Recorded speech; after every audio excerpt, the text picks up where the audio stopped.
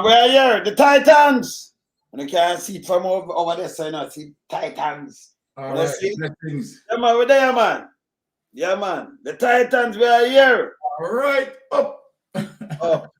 And that's how we keep it. Tonight, hot, you know. And well, every night, you know, so we always hot. So, you know, so tonight, you know, nothing but beer fire. All right. Beer fire. Pure fire. Because, Byron, yes. We have a Prime Minister of Jamaica, the lightest man in the universe. Before we even start the show, I'll put up the team with Team Titans. You know, the man in dangerous. The man go by international news, you know, brother. And the man go up there lies. And them can't even say that straight lie, no make no sense. You know much people in them just release it in the paper. You know much people there in the 900, nearly 900 thing where him say whooping, 800 and whooping, can't say 900 they have. And 90% type whooping. You know much people in them? 400 and odd people. Okay. So all that work. We don't have so much. So how much shelters we actually have? I like McKenzie that tell us certain things them not use. The one them use maybe 60 odd, maybe I think it might less. Because you don't need so much shelters. Because one shelter remember it will X amount of people. But all the say like Portmore and them things, remember most of them that's slab house. Enough people have some house for the narrow out. And if your neighbor grown you have slab house, you go over there instead of go leave and go be in a shelter or something. So them to stop tell lie. I could start this and never gonna beat him, yeah? Yes.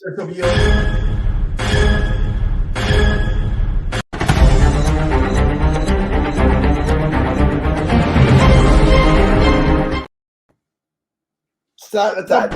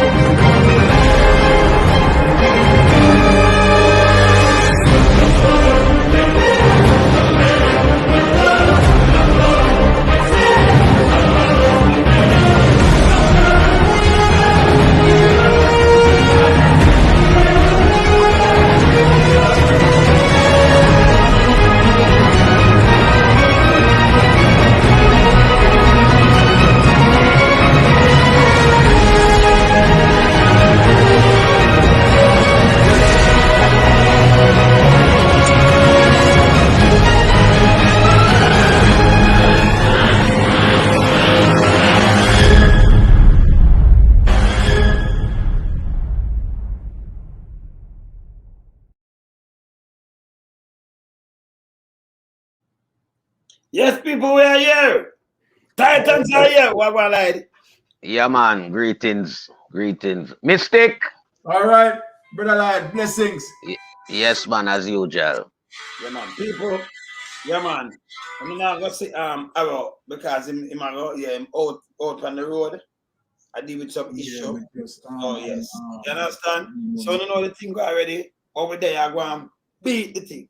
All right, so I'm gonna show you something. We're gonna start it like this. Remember the Prime Minister, you know? Yeah, we never talk about breakaway and in the diaspora and one bag of foolishness.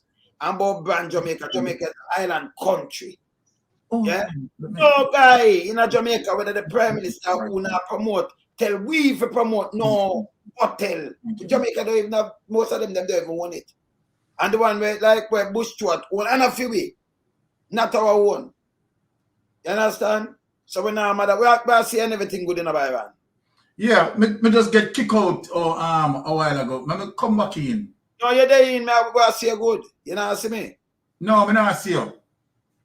Oh, hold on, me re-enter. Yeah. All right. Back in. You can't see yourself? Yeah, me.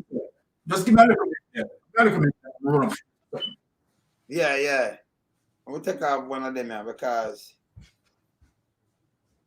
move one of them from the studio.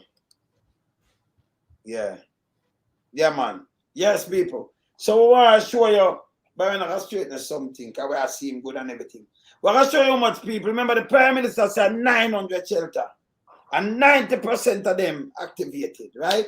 We're going to show you how much them released to the paper. Remember, we don't do tabloid run here, right? We not do it. No. So, meanwhile, Byron, we're going to do this. Let me just show much. We're going to start from this. And I'm going to hear him lie to the international news media, to the press, El Jazeera. And then him have a water minister. I don't know what him do on line. I don't know what the water minister do on line, Byron. Yes. Water minister in up on line that a Junko jacket. And him a get different figure. So what me want to show you, you can hear me good, right? Yeah, man. Good. You good? Yeah. Good. All right. So me don't know what him a do on line, people. Yeah? But let me show you what them say today. Let me show you right now. Right? This is what them say now. This is what out. We'll go for them official figure when we know some people have to register, right? Look on this. When you can't see it good. Yeah, when you can't, so much people in the shelter across Jamaica. I could hear what the Prime Minister said about shelter. I'm push it up that we can read it. Byron, look if you can't see it good. You can't see it? Yeah.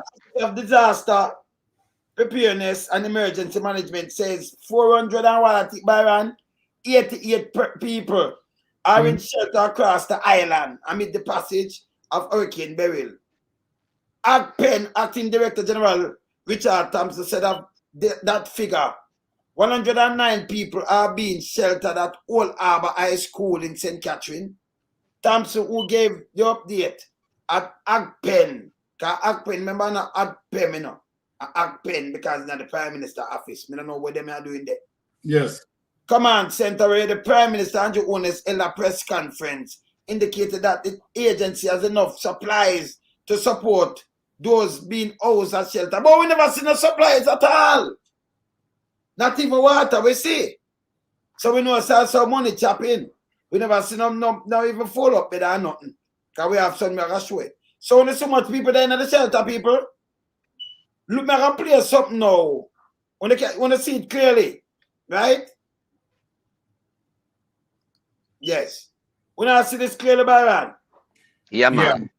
Yeah. All right. So I can play in the international embarrassment. I can move this. I can play the international embarrassment now.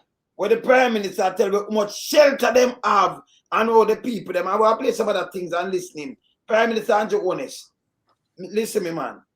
Just stop with a lie business. I don't know how we're get it for stop. You know, like a psychopath or something, but him have to tell lie. I can play this and I can dissect him. Look here. And a matter of fact, here when him talk about how him force and what him do, I can play some of that video with him, you know. It will show you from the source so we have it, you know. We know the foolishness with him. Look here. Under our disaster risk management. Jamaican Prime Minister Andrew Holness, who joins us live from Kingston. Prime Minister, thanks so much for your patience and for talking to us at what is most probably a very busy time for you right now. Can you just tell us how prepared the island is and what preparedness you're at the moment?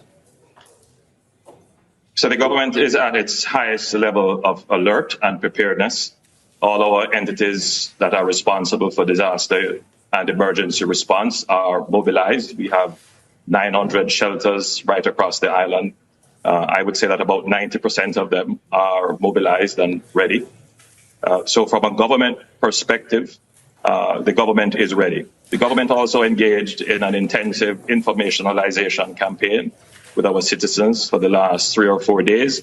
So from a household level, the Jamaican households have information about how to protect themselves, how to protect their property, and how to respond after the hurricane has passed. My own assessment is that every Jamaican is taking the necessary steps to protect themselves and him say every Jamaican, right? And him tell you how much shelters him have. Yeah, 900. their property. 900 shelters. And how much of them himself up and running? 90%. 90%. That's like 810. Yeah. Yes. And to be able to recover quickly after the hurricane. So I think the island is prepared. We are informed. Right now, we have started to experience hurricane conditions, but not yet severe. So we are still some way out, maybe 3 or 4 hours out from actually experiencing severe hurricane conditions. We are expecting that by virtue of the category of this hurricane, which is projected now to be at category 4, and when it reaches Jamaica, it could potentially downgrade to category 3, still a dangerous hurricane, which would cause storm surges, heavy rain, potential destruction to coastal infrastructure and residential and commercial properties. And in the interior, we may very well experience landslides. But we do have plans for that, and we are prepared. So, Prime Minister, I don't mean to interrupt, but in terms of that preparedness, there will be a different policy for those that are living in urban areas to those that are living on the... I want you to listen to this, take note again, you know. I can't not fly my tell right, I say, you know. Internationally, you know. Coastline. How are you advising people who are living on the coastline that would have to move, perhaps, would you say, to the interior? And what sort of numbers are we talking about? The man said, what kind of numbers on the coastline? Him not answer that. Listen. Well, we have identified all our low-lying areas, and that is essentially on the southeastern coast of Jamaica. That's a center mass, you know. Southeastern around them side. Southeastern.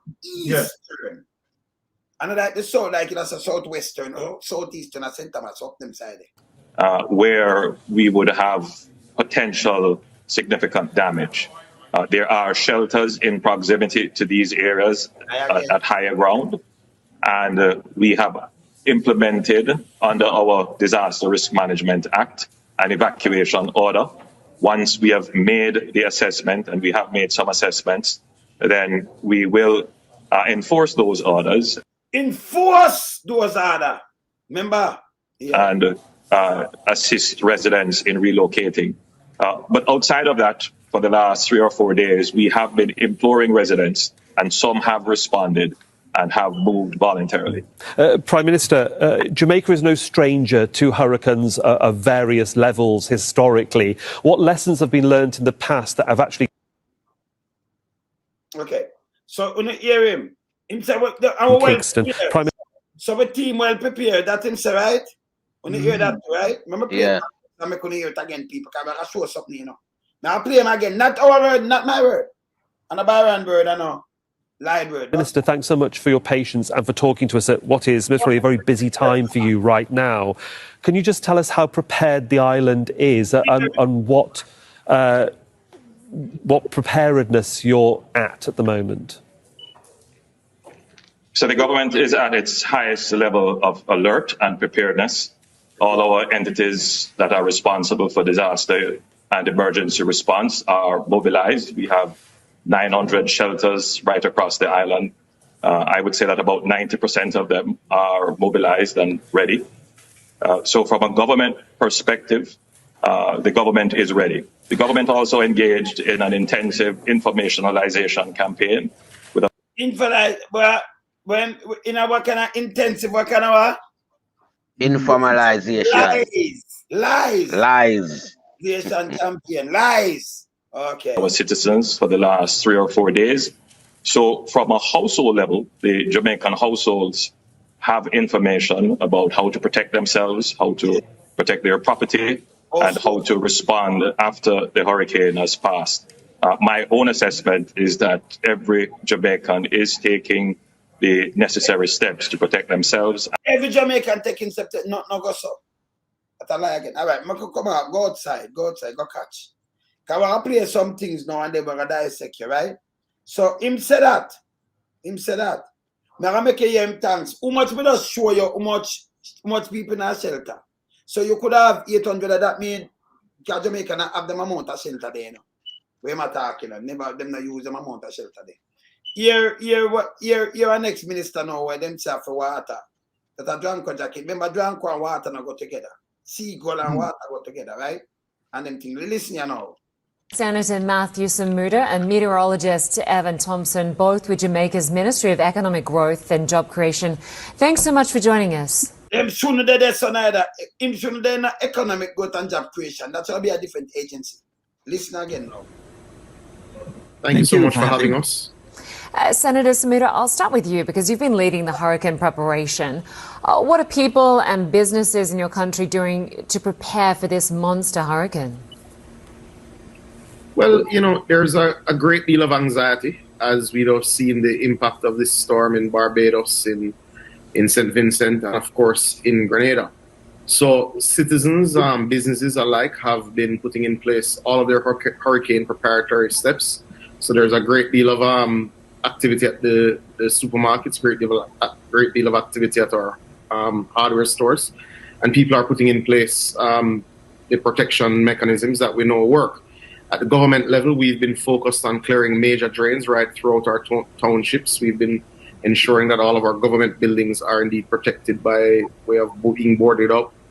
And them government building, big building like that, and board them up, So that's a lie, and them thing they boarded up and all kind of things, and they are the government building and protected, and everybody be a crap again. Ensuring that roofs are secure.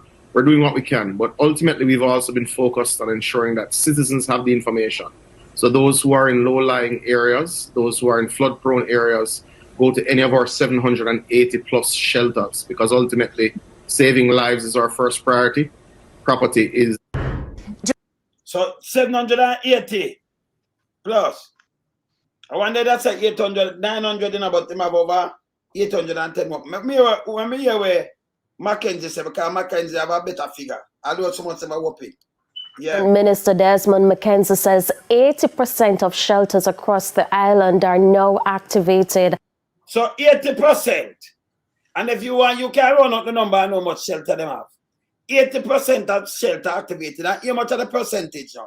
According to Mr. McKenzie, more than 53 shelters are now occupied.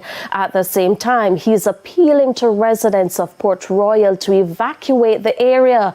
Transportation will be provided for residents to the shelter at the National Arena. Yeah, at the arena were thousands, right? But on the 488 people come just show under the paper, that's the ticket, not my word. When I see it. So you hear much shelter.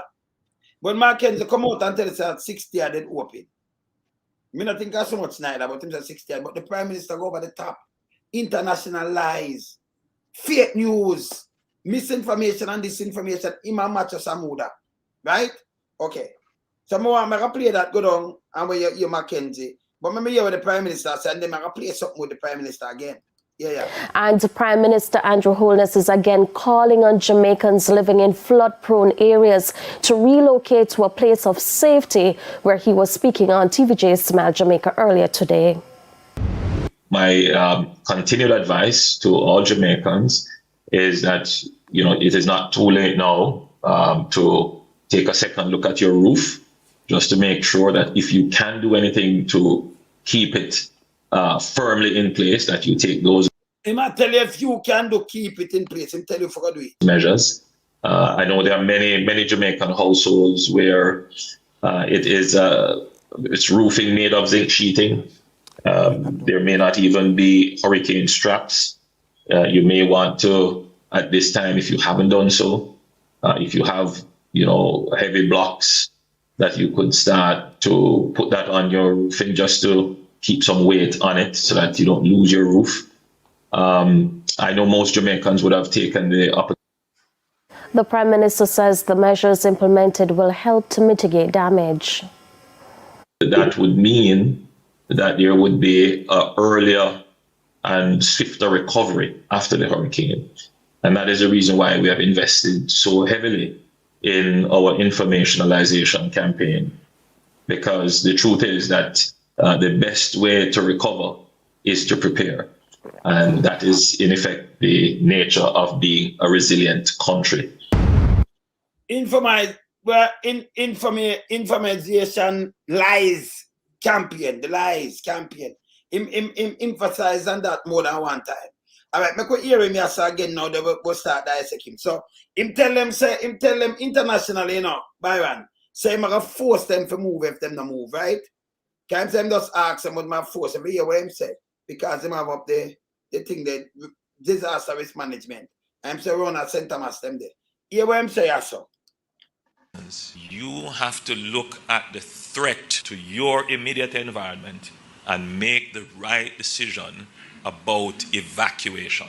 It is always a sensitive and touchy subject, I quite well understand people don't want to leave their property. They worry about security. The most important thing is your life. So I would encourage you, please, the security forces, our emergency services would not be able to operate in the heights of the hurricane. Yeah, well, them not operate. So you call a state of emergency. And the people, the police got to cut people out of thing, but you tell us them not going to operate.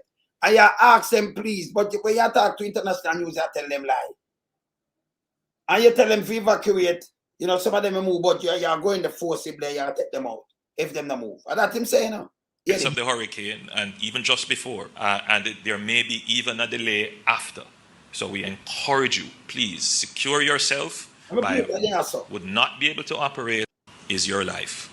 So I would encourage you, please, the security forces, our emergency services would not be able to operate in the heights of the hurricane and even just before, and there may be even a delay after. So we encourage you, please, secure yourself by moving to higher ground, moving to safer ground, making arrangements with your family members. Find safer place to be. So the different motor twist all over the place. Now play one more thing now can make no mash him up now. So him a thank the act pen. And listen, remember him a tell the same well prepare, you know. But here when I say to the act pen now. Remember when I talk to international news, well prepare and we are right and the people them understand. And then him a force them for a move and what have you. You say I beg them. You know, the other one, I just play and tell them to tie down them, put black on them all stop. Hear this now. Hear this again. Prime Minister Andrew Holness is applauding first responders and the National Disaster Response Team for their coordination of mitigation measures for Hurricane Beryl. You have done so far an excellent job. Let me start by saying that, you know, we don't have all the resources that we want. So when you talk for international news, you say, well, ready, and you want me to tell about this guy? I have them. Yeah, yes, and I'm here say it, you know. And I'm me. So are you believing in him? What film out there? You hear me? Look here. We don't have all the tech that we would want. But the truth is that we have a very good institution in ADPEM. We have good knowledge. We have good experience. Our officers and personnel are well trained and indeed are world class. So whatever shortage in resources we may have, we can't. They don't have no resources. They short no resources. But then that him tell international news and spread fake news, misinformation and disinformation. He make it sound like everything rosy and nice. But yeah, so yeah, when I congratulate them, when I tell them, oh, you believe in a man like this? Look here. Compensate in our technical capacities and in our commitment, and we make the best of what we have. And that's what we have on display here. The Prime Minister was speaking at the National Emergency Operations Centre at the Office of Disaster Preparedness and Emergency Management (ODPEM) on Wednesday. Mr. Holness, who went on a tour of some affected areas today, is awaiting preliminary reports from the team on the full effects of the hurricane. First time them that run out, but true it said they can't come give you a figure, them that run out. Remember finish play that, you know. Remember finish play that and never knock up something here. Will continue its investments in on-prem communication systems. Them are invest more in it because it's not good. Them are just the knowledgeable one. But why would I want to talk front of Evans then? You hear this? Systems for disaster response, radars and marine vessels, air surveillance and the security forces, among other areas, to increase Jamaica's ability to respond to crises and recover quickly. He says this is part of the government's strategy to mainstream resilience. So eventually, I think within another 5 to 6 years, we will be at a point where we will have all the latest technology that will help us to be able to truly cover the island, truly get instant updates, and be able to respond quickly. So it is a work in progress, but you would get a very high grade in terms of how I see you have performed, and I'm certain how the rest of Jamaica would see that you have performed. The Minister of Local Government processed the hurricane. In the meantime, he says the government will continue its investments in on-prem communication systems.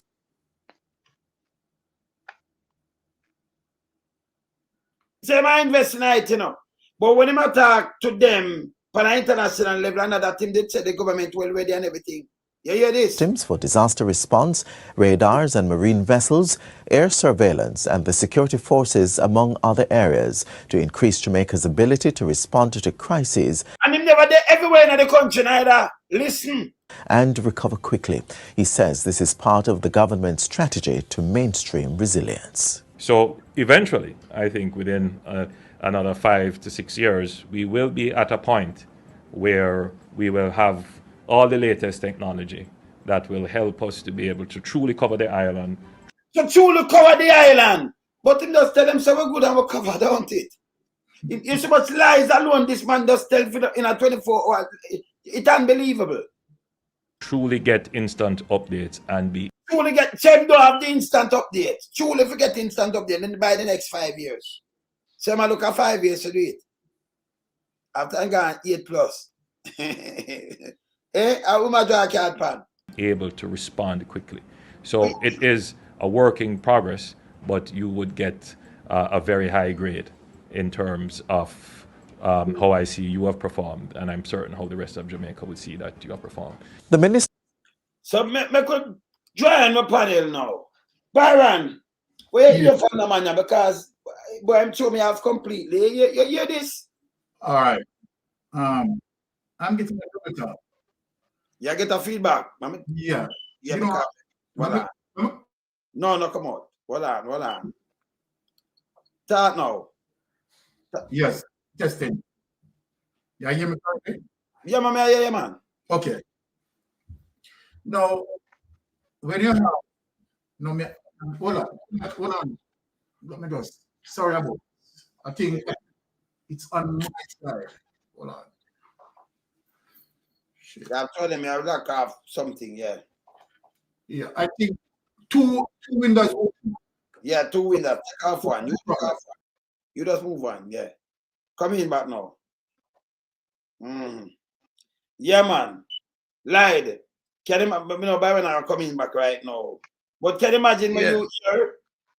Eh? What a man Well, like I hear 2 report of contrast, summary.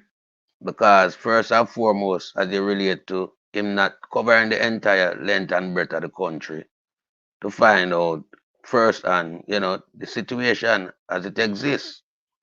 And I mean the numbers them in relation to the other interview done, they're not adding up because one is 900, one is 780, and one is between 53 to 63, shelters. So I mean, we are not getting the true reflection as to what the situation in terms of shelter being allocated across the island.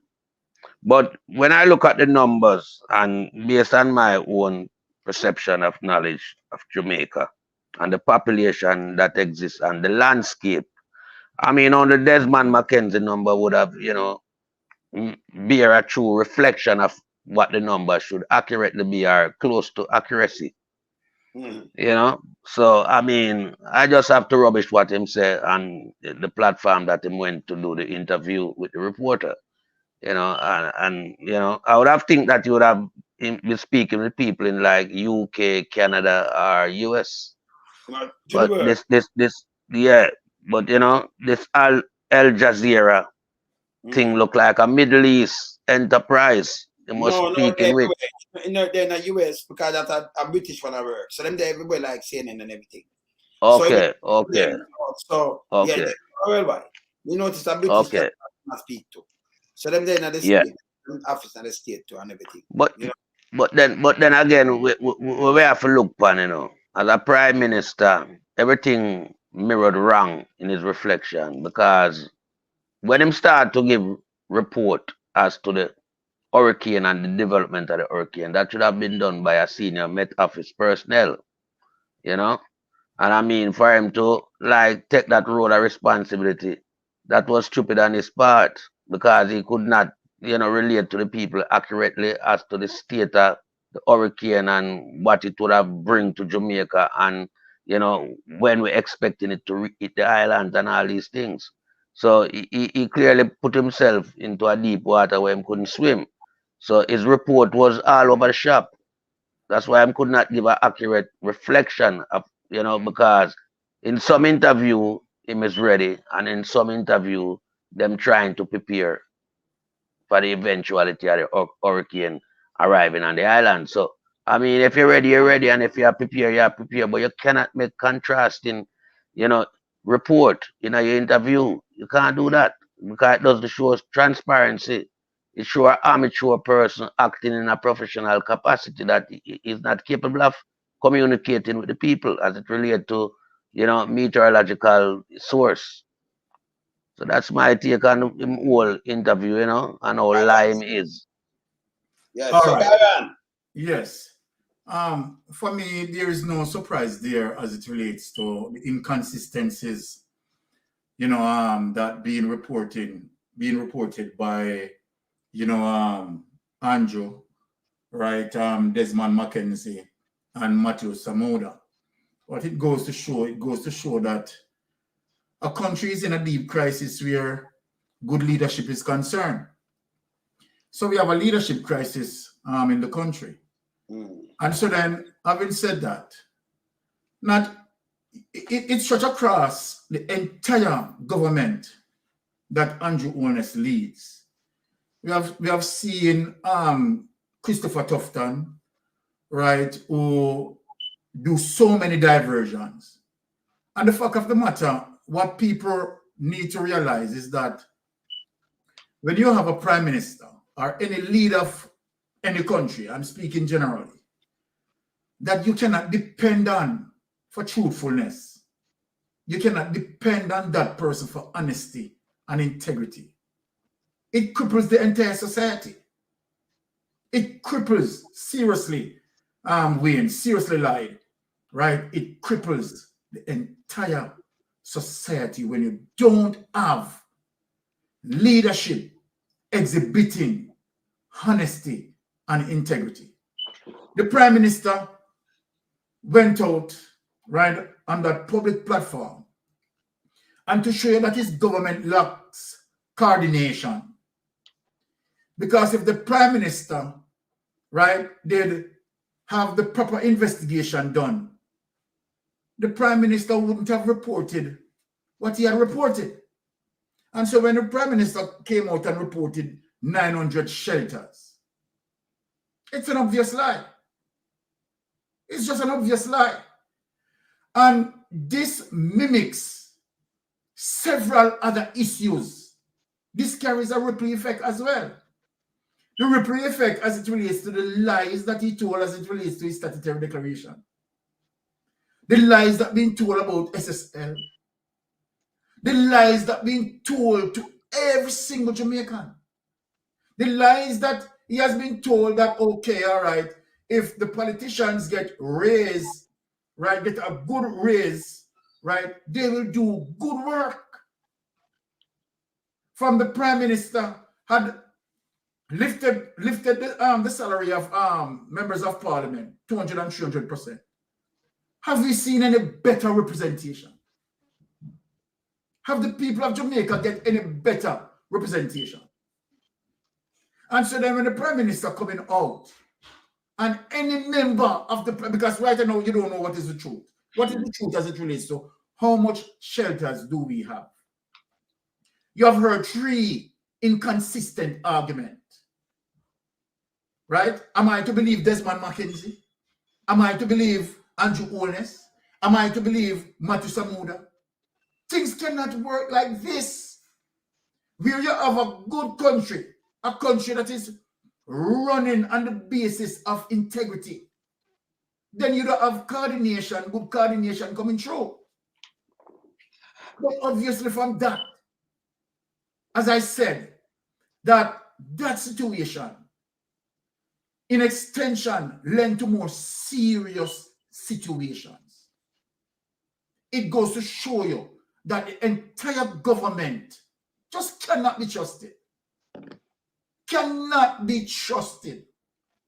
Right? The amount of preparation, right? The question, there was a question that asked. And let me read the question. Jamaica, because what is so important to me is this question that this person asks.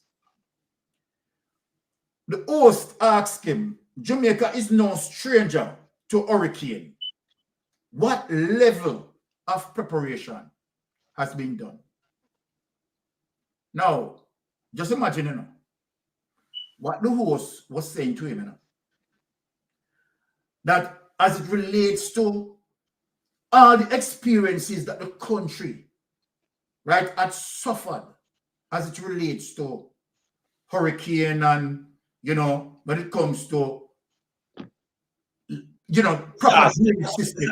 Yes. When it comes to proper drainage system, where I want to go to the drainage system. Yes. You have seen from time to time, as it relates to every rainfall. I'm not even going to talk about hurricane. Heavy showers, right? And those heavy showers, the result of the experience that we get to the fact that we have so many drains blocked, right? And up until this time, as the Prime Minister talking about preparation, right? Leading up to the hurricane, the amount of drains that's still blocked. So how much that Andrew Holness, you understand, is dealing with preparation. Now, if you still have those drains, and years upon years, those drains have been there, right? When we have extra torrential showers, right? People complain of the areas over flooded, right? It caused so much interruption. And yet the Prime Minister is saying, right, that we prepared. What kind of preparation the Prime Minister is talking about? Telling lie about 900 shelters, right? And in many parishes, several drains block, right? And so then you still have the situation where here it is that the Prime Minister, who in power, right, taking 200 and 300% raise. What is it being done to appease that 200 and 300% raise? So whenever Andrew Holness open his mouth, every word that come from Andrew Holness' mouth is like a poison to the people. The truth be told, the people sick and tired of Andrew Holness. Sick and tired and want to see the back of Andrew Holness. One of the reasons why Andrew Holness fighting against social media is because of these issues. Social media and the level and the capacity of us, you understand, that we can fact check the Prime Minister or any politician, right, who speak, right, to a particular subject matter, right? We can Google, right? We can bring it forth and we can present it. What happening to these politicians nowadays is that you have social media who has the ability to bring the truth to surface and say you are lying. And so then they cannot operate under that atmosphere. Because the atmosphere that they used to the dinosaurial politics, the political trickery, one who can sell the trick most best.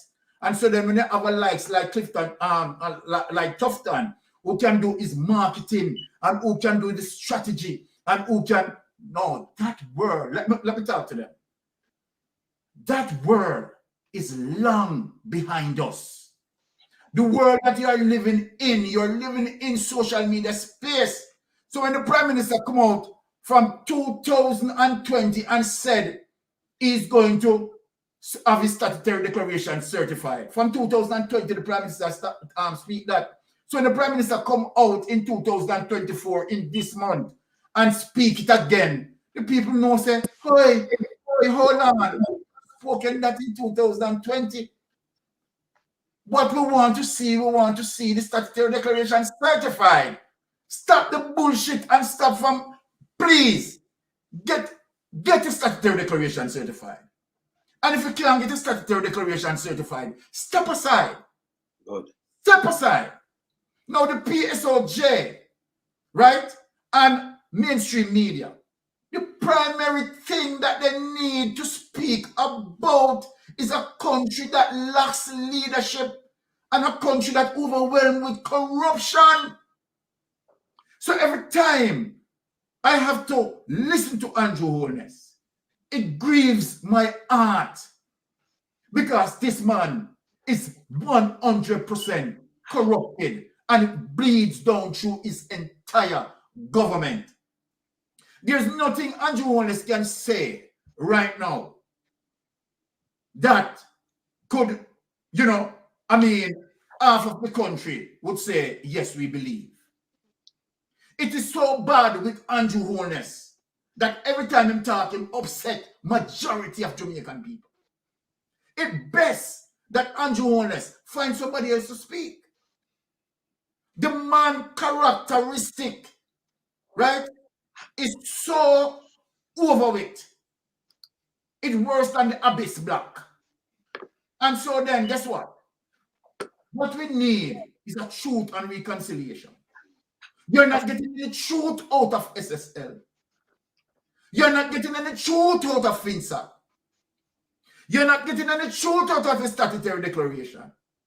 The hurricane preparedness, you're not getting any truth out of that. We cannot listen to him anymore. We cannot. And then we are not getting any truth out of him attacking us.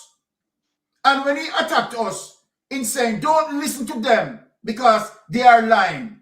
I am asking Andrew, and let me say this. The next time you come out, Andrew Holness, and speak, what I want you to do, Andrew Holness, itemize the lies that we told. Give us the chance that we can defend ourselves.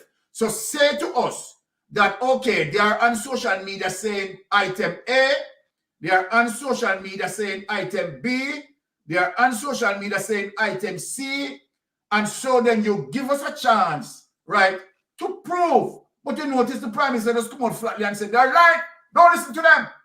What are we lying about? So until the Prime Minister can tell us on social media what we are lying about, the Prime Minister, you just need to shut up your liar mouth. Argument done, and I yield back. Yes, sir. All right. So Lady. So Lady and Byron. So the Prime Minister come out and the man said 900 shelter and 90% and 900, you have to about 810 shelters. Yeah. We don't have so much shelters. Him said them close approximately some close shelters about. We don't know where him get that from. But we could just show the paper again. We can't show you say there's not even that much so much shelter not running up. Right? I was showing you some of the shelter, but you'd rather go with the one with Desmond say the 50th or the 60th can come tax at 60th, right? Remember, you have 14 parishes. Break them down. If you have 14, Kingston and St. Andrew work as one, like a twin parish, right? But just break it down and say 50 shelter. Remember, most of the people them live in Kingston and St. Andrew and over Portmore, a part of St. Catherine. Majority, more than half of the population. Like St. Thomas maybe have 90 or 100,000 people, if them have so much. Portland have so much. So the rest them not have so much people in there. Even from like St. James and them things. If you have 50 shelter in each parishes, you'd have 50 shelters, you'd have 700 shelters right across. Then we still have to go up to 800. You have 50 shelter in Kingston and St. Andrew itself. Much less St. Thomas. We are doing 50 shelter up there. Portland. Crazy. You understand? So these are like, let me show how much people go out, because them register, them that for register. Again, let me show you why we know it's a be a lie, I tell Andrew. Look on this. This just come out of the paper, not my word. When I say this good, how much people that say, remember open it now, because I read it before, but you can see it. How much people that say, Byron, I lied. Yeah, it's 488 people in shelter across Jamaica. Across where? Jamaica. Okay. And who said, look, see the Jamaica cleaner, look, the Office of Disaster Preparedness and Emergency Management says, not we, the same office, we're in a FEMA office. Let's look at that. 488 people are in shelters across Jamaica, not across Kingston and St. Catherine. Across Jamaica. And out of that, the most were out of that was sheltered on Old Harbour School, 109. You see this? So, oh, you have 900, you have 800 at shelter, but no, Anjo. You too lie, brother. If you resign with the lie, them, man. So, this alone tell you, this alone, me just boy own away, my say, you know. So, you have so much shelter, but not even one fair shelter if you have if you have even 488 shelter open, that means a one fair shelter. Then, if you have 488 open, not the 810, one person per shelter, that wouldn't make no sense. And him said, them prepare. But when we look at the shelter, them not even bottle water them have. So them all come and give you a bill because them are criminal. They are criminal. They are criminals. Them think people have no sense. If me just show you how much people out there in the shelter them, the big national arena have 12 when the news go up there. Not my word, I'm going to play it. Because, you know, when we talk, we like back up a thing. And by the way, you tell them to come out and come out. So we're like, I'm going to lie when we use them one word and them one video and when them chat. And then we use against him, you know, I'm going to come and say. If not have nothing to say, all them need to do is go catch and go lay some egg. Okay, I'm a liar. I'm a liar, this thing ever walk the face of the earth. But him could have said, you could have, no, but I see us no Byron and lie. But this guy could have come out and say, oh, them tell lie, don't listen to them, what they lie. You live in a one room, and me say so, and they live in a two room, me sure say you say so, not my word, see that? Not my word. You see? That's in play, you know. And I mean, say, you know, are you? So we use your one word, and when you release things, now you release this with the act pen, we call it act pen because an act pen, no, it's an act pen that up in the Prime Minister office. So now yeah, man, ag pen. No act pen, you know. Pen. Yeah, act pen. Pen, yes, act pen. With the Branag, I star it, you know, the Branag. Me have me I know soon show name in a people. I soon show the Branag. Can't you me have on the boxers, me no want to show name, me forgot show name. Yeah, man, in the boxers, in no manners. Zane is an act pen up there. Yes, to the Prime Minister come and thank them. And I tell them that them not have the resources, but them have the skill and them have the knowledge. But him out the international network, you know, TV, you know, international thing, but the world, it cover the whole globe. And I tell them, say, I'm ready, and everything ready, and a 900 of this and 90% and not no go so. And then them have a Dranko jacket. Remember, you know, I never say Dranko got deal with water, you know, I know a seagull and some other penguin and them thing. The Dranko jacket and water na mix. Him shouldn't even then be a water minister. Him come out and say 800 and add plus 880. I'm 780 plus. Know that him say? Mm-hmm. Yeah. And dead man McKenzie come tell you now, say, all right, see that, we can play it. We can play it. And we're now joined by Andrea Chisholm, who is at the Office of Disaster Preparedness and Emergency Management, ODPEM. She spoke with representatives just before midday.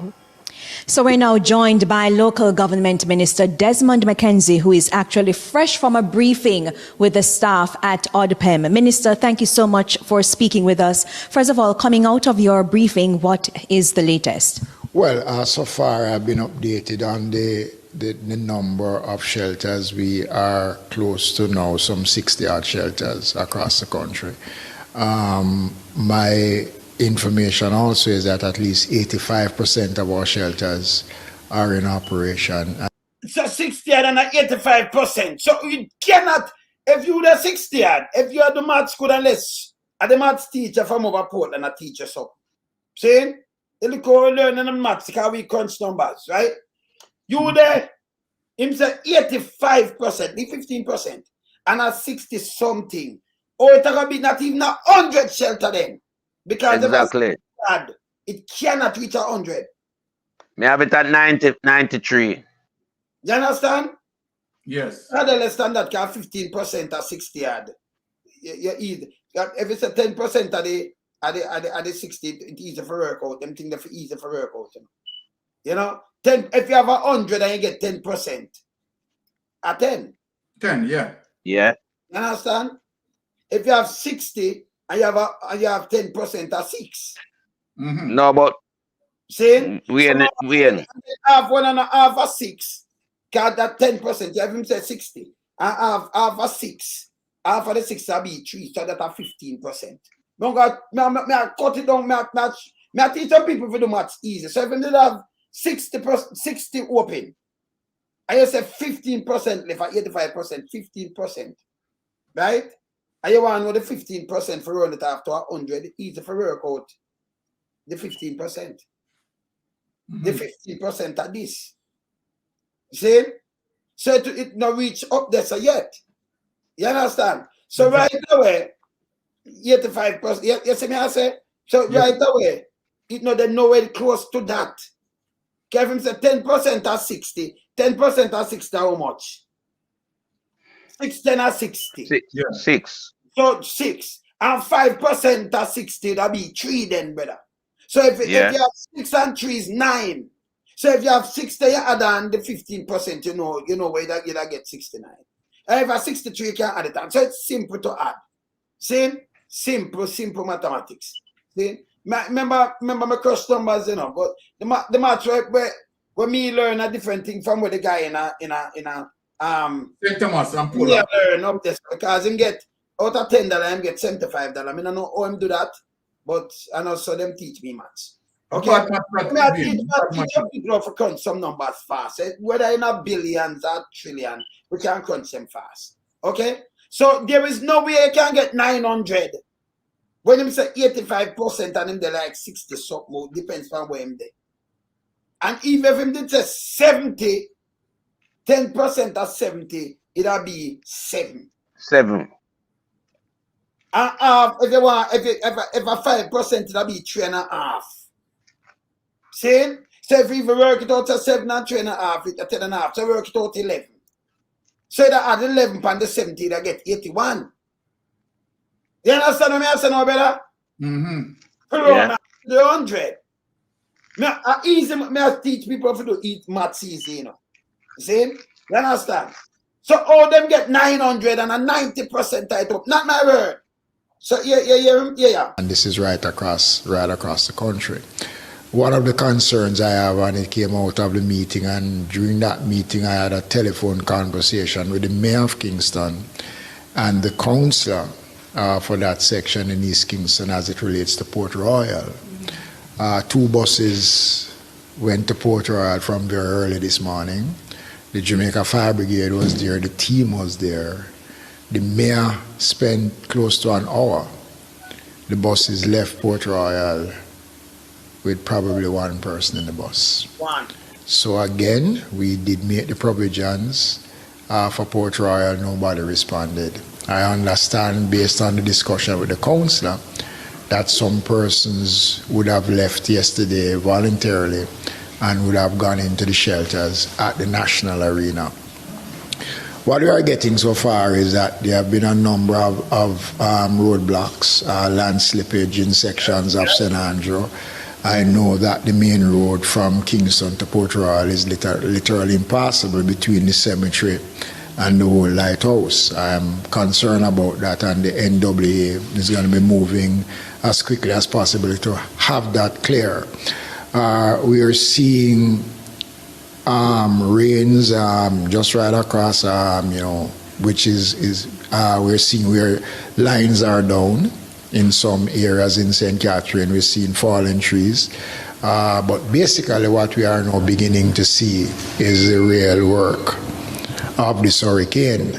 And as I speak now, we have done all that we can in terms of preparedness. So what is left now is how are we going to start to pick up the pieces after the next couple of hours.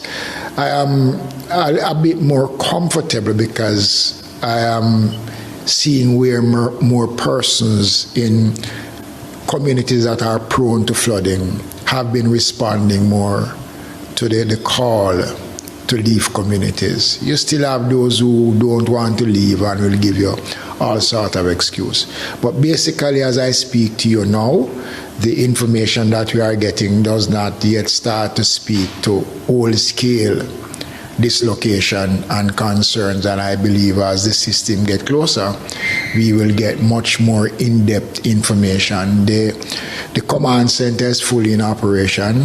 They have been in operation since last night. I spent a significant time here last night, and I came back this morning, and I'll be here right through. But I just want to say how much we are grateful to the efforts of the team, and I did indicate to the ADPEM management team how much we appreciate the efforts that they have been putting through. And I just want to use this opportunity again to say to persons, if you are in communities where it is vulnerable, you want to leave, you can call HELP, 188-HELP, ADPEM, and we will try and get to you. It is not too late. But so far, we are keeping our fingers crossed and hope that as the system gets closer, we will minimize as best as possible damage and, most importantly, loss of life. Thank you so much, Minister McKenzie, Local Government Minister. Let's now talk. All right, so let him talk to the ACPEN, one of the ACPEN executive now. I hear him talk fluent.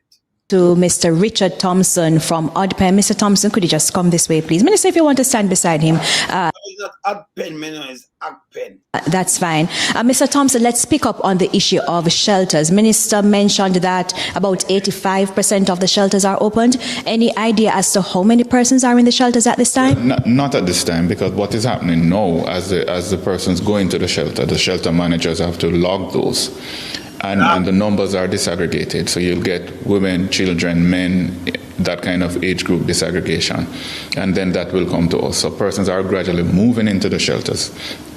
Because we gave the information earlier to say, look, system is getting closer to us. If you're in flood-prone areas or low-lying areas, move now to the shelters, because we don't want a situation where at the impact, persons are trying to get to the shelter. That is too late.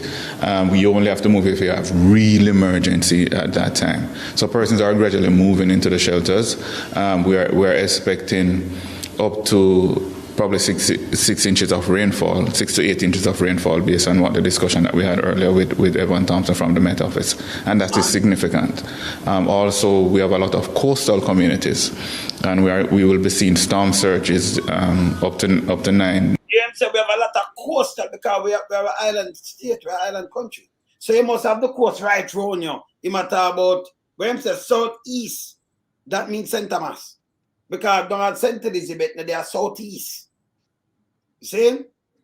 So this is what the Prime Minister doing, just come out with him back of foolish. You see it? Yeah, 9 feet in terms of storm surge, where I start seeing a short person are seeing videos coming in out of Roselle.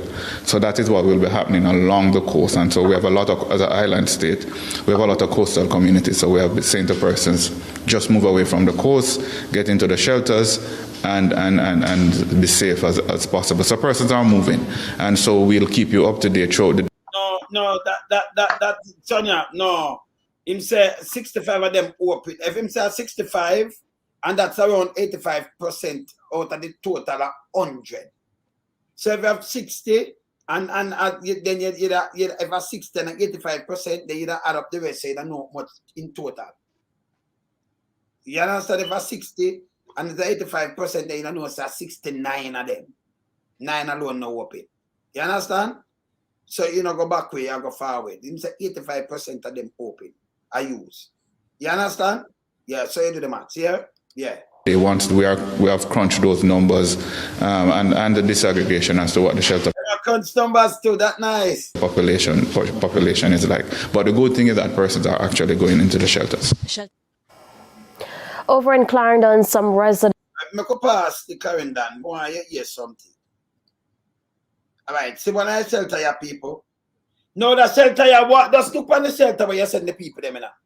I cheer and think me not see no bet yesterday I tell about food and think them start because them I give a big bill. Let me see that shelter here. Let me see that shelter here. Cottage Primary School, which is being used as an emergency shelter, and I'm with the supervisor here, Miss Williams. Miss Williams, how many people we have here right now? Okay, we have one registered right now, 34 people. So 34, I have 488 because them have to register it, you know. Yeah, look, just looking in the background, in the shelter. Mr. Fancy Black. So if rain a fall and this is a zinc top, water blow right in pan you. Right in. And this is an emergency shelter. You know, cover the Fancy Black them, you know. Remember hurricane, you know. See? And I cheer them. I say, you have to go sleep on the ground like a dog, like animal. Me not see no roll out bed. Me not see no water. Me not see nobody like to serve you at meal or nothing. It's just a shelter. But yes, still, the government have come up here, how much billion them spend on them shelter here. Garbage again, you know. This is a hot mess. Look in the background. Eh? Wayne, this is a hot mess. And I want you to just make the people see that clearly. As I talk about what defines to be a shelter, right? A shelter would have been prepared within itself in terms of having certain basic facilities there, right? And just look at that. This is a hot mess. This is a shelter. Yes, this cannot be a shelter. Then any fancy black the air come in, so if air come in, water can blow in pan you. This just show you that this government is absolutely a scammer government.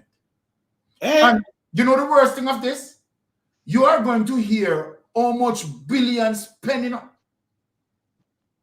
to clean up all this impact from the hurricane. Of course. This now give them opportunity now to chop again. You know? Yes, because they're a chopper. Exactly. This going to give them opportunity to chop again, added more inflation, killing off the people of Jamaica. And tell Mama get out of this again now. So she said, Mama, how much she said there, so remember any of them say all harbor, this is not all harbor, we're supposed to occupy somewhere in a Clarendon. And all harbor this store. But she said 30 yard plus a next 109 in a all harbor. So when you add that 140 out of the 488, in a them two look a place where so much shelter now open better. So much shelter now open at 60 had never open that lie too. But it's better than him say 65, more than you come and say 990% of them up and running. I say 780, those are total lies. This is what you say, yes, sir. Hear what you say. Portland Cottage in Clarendon. It is a seaside community located on the southernmost tip of the parish. And right now, I'm specifically at the Portland Cottage Primary School, which is being used as an emergency shelter. And I'm with the supervisor here, Miss Williams. Miss Williams, how many people we have here right now? Okay, we have one register right now, 34 people. And how many can the facility hold? Over 200. Them can hold 200, but a 34 today. You see it? What would be your advice? Obviously, our space. What would be your advice to residents here? Okay, I'd advise them to come out to the shelter because it's the most safe place, right? This cannot be, I think that turn up on the house stop. This cannot be a safe place. Look at that shelter, you may look all outside from the door, the right there, so to the back. And a fancy black this. This house stop can live up to. Fancy black, so we not go through it and I move and it come out and them think about safe place. Never me I build that to you know. This cannot be a safe place. Yeah? But look what them call a safe place for people, brother. The place open, you know. So what I want to ask, no one find out, okay, all right. Do you have a nurse there, right? Or even a nurse practitioner there? How many? Good question, but may I show you up at the arena now, where you think that are the big one. What happened to the first aid kits and all of that? Right? All of these things need to be considered. This is a foolishness. But money, where I hear the money, you know, all this we're going to listen out for you know. That's why you can't take the Titans on here, you know. All the money in the wilderness, because we are dissected to the T. No, with a category 5 hurricane coming, they need to come to the shelter to be safe. It's time for a break. Stay with us. More stories. Equipment carrying out some last-minute drain cleaning activities. No, you remember them that close. I think the opposition tell them about them at clean drain. And them say not no go so, you know. You understand? Them say not no go so. But yes, still them at clean drain. Oh, yesterday afternoon when our news team spoke with the chairman of the Portland Municipal Corporation, he informed us that all the drains in the parish were clean. It's still not clear why these equipments had to come out this afternoon to carry out this work. Now, earlier today, I was in Port Antonio. Not much movement in the town of Port Antonio. However, about an hour ago, the municipal corporation representatives went into the town and took the homeless people from off the streets. We're being told they were being taken to shelters and other areas here to just ensure that they remain safe. People, let me tell them about this now. I come when the man talk about looting, and I tell them, so, them people are people, you know. Take them off of the street, you know. So the guy at Portland go take them off. I know you have some people. I say, yes, good thing because him take them off of the street. Never for them idea. When I go look back on my video, I'm going to rush one this. Because I want to tell them, say, well, can't treat them like animal. Because I know, so I be a fire, I come blaze upon them. So them take up them, and it's a handful of people them take up. See? All right. Continue. Now, the authorities are here going through the area. The security forces are also on the street carrying out their regular patrols, and residents are basically staying off the streets. Now, we can't stress that the government has implemented the Disaster Risk Management Act, and that is now in effect. And as a result, persons that should be on the street are only essential workers. And that's foolishness again. You know, restrict people in a storm. You don't. You don't. You don't even restrict animal in a storm. In a hurricane. You have your goat or your thing, you let go, you have to let them go.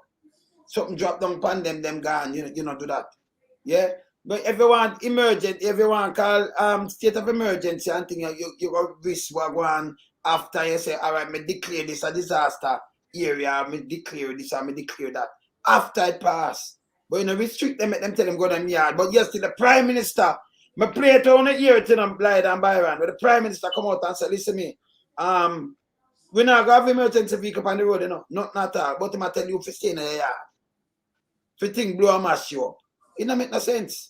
Basically in Portland, what we're seeing here, residents are adhering to those legislation and that regulation implemented by the government. Now, we will be monitoring the situation and we will be providing updates in subsequent newscasts. Until then, it's back to you in studio.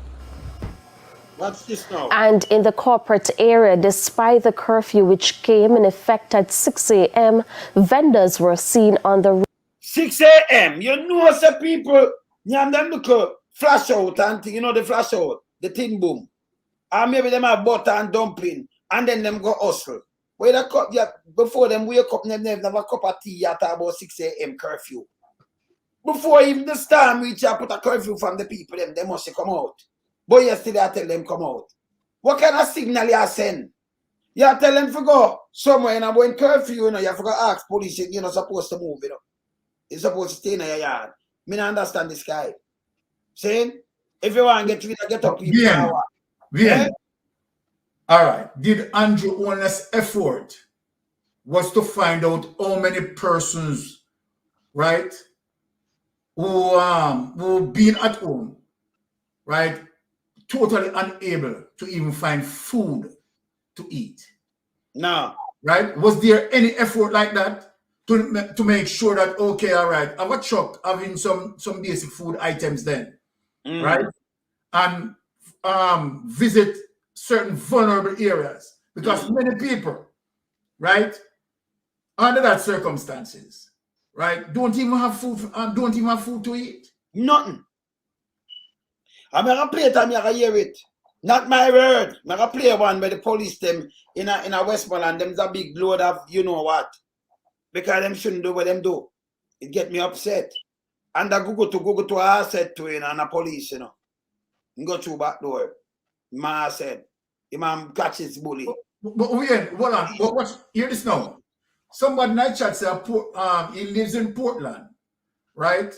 And there were several mental ill persons were on the street. No, this is what we are saying. You understand what sort of effort as it relates to care care for Jamaican people that this man put in the hurricane preparedness. Because number one, many of those mental people don't even know the hurricane come.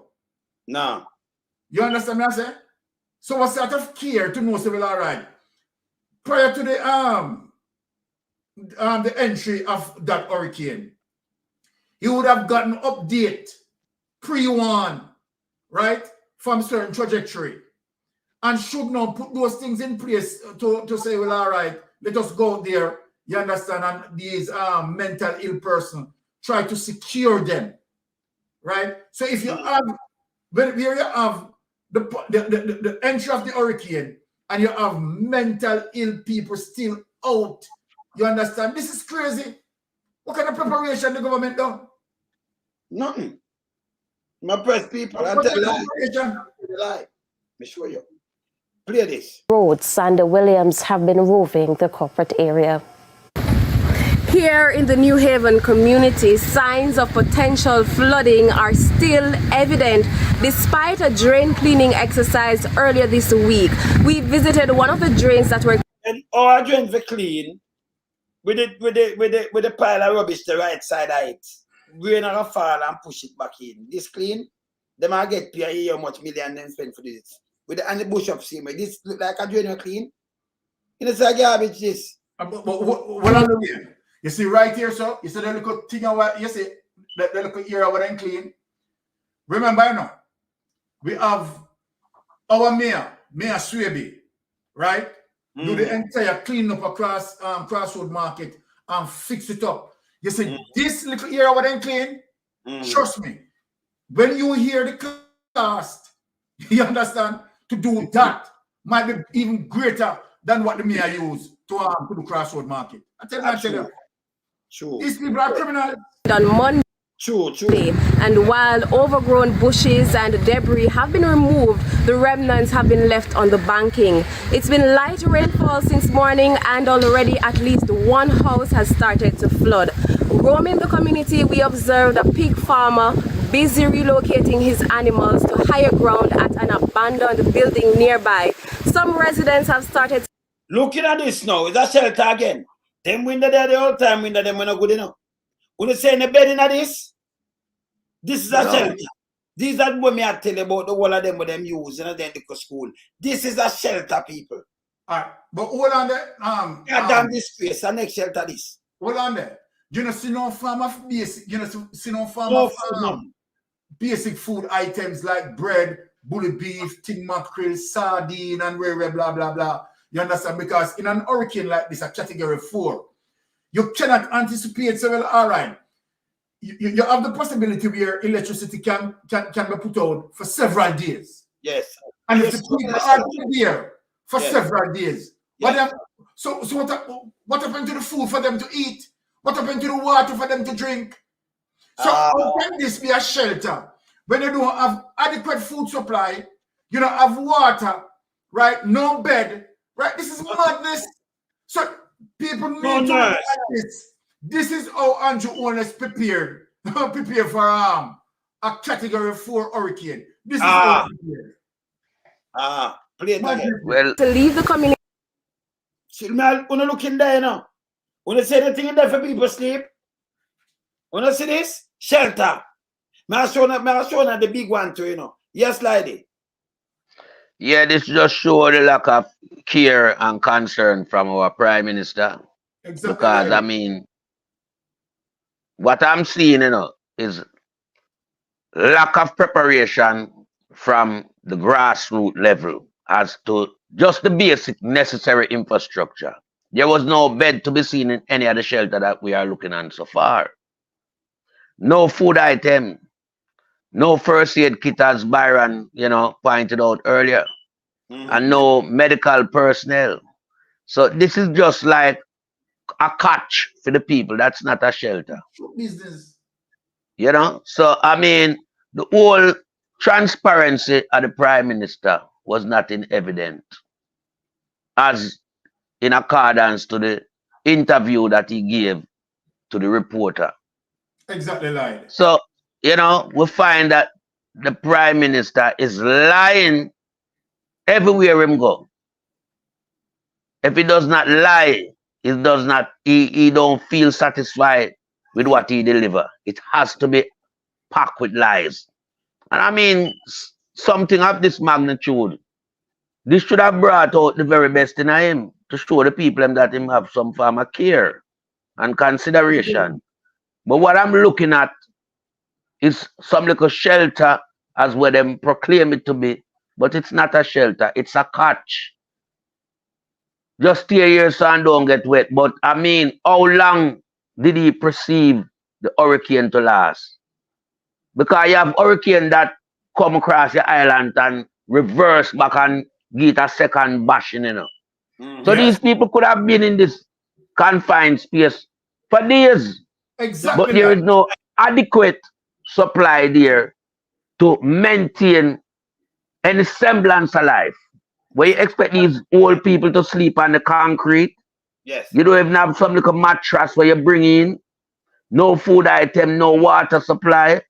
And as we said, power can go off at any time. So, I mean, you know, you have to be, the Prime Minister needs to be more critical in how he thinks. You know? Something like a shelter, you see, and him said them prepare shelter. This is not prepare. This is a school. Them open the classroom if you're going there. Them no business how you live. You don't have no food in your yard and them say go a shelter. You gotta know you don't have the water for drink.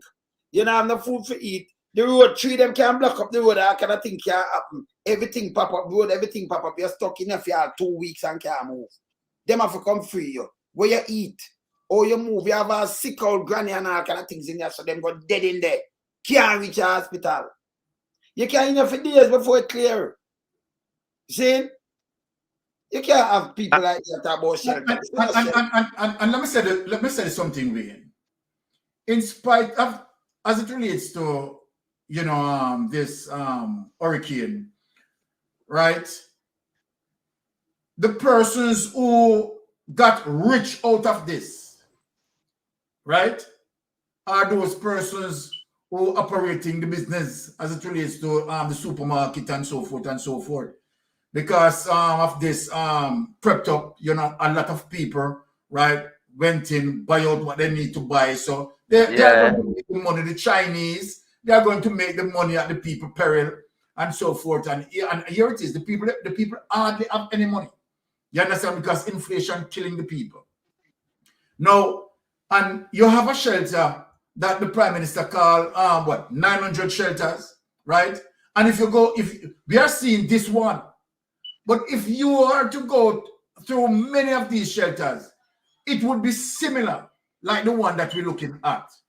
So then, how the Prime Minister is going to say, okay, all right, you are preparing to preserve life in a situation like this, anticipating that, okay, all right, we don't know how bad the impact is going to be, right? So within the aftermath of the hurricane, right, we need to go into what we call a preservation mode, right? There is no preservation planning right here, so as I see it, none whatsoever. For people to be looking on this, no preparation, no bed. You understand what I mean? Look, when you have, all right now, I'm going to show people the difference.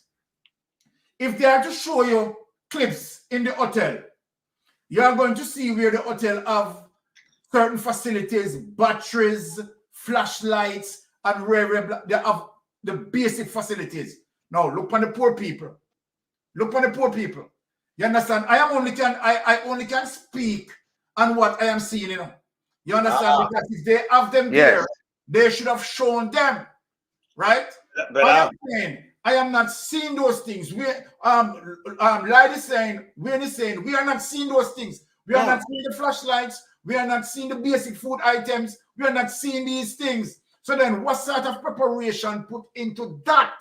You understand? To say, okay, let us deal with the preservation of life as it relates to the aftermath of the hurricane. Because the Prime Minister cannot be anticipating that, okay, the hurricane is just going to come overnight and then everything is going to all right the following morning. This coming like something like this, the Prime Minister said. So the Prime Minister decides, well, all right, no basic food, no need to be there, no bed not supposed to be there. You understand? It's just a little holding area. You understand? Until the storm pass. So it's a cell. Yes? Exactly. This is an olden era. So what the Prime Minister, it seems like what the Prime Minister is talking about is 900 olden areas. But we don't have so much lie. Him lie. But let me say something to you. Let me say something to you, like. So I forgot you. Rosemary Farbs. We ain't look, you see a blue bed there. You ever see a bed, so your bed little bit so that can hold a big toe, man. That not even a sofa little thing, that will not be a bed. You see the woman sit down, I see the woman nearly tall and that. So that will never be a bed. So we know so never. A bed. Okay?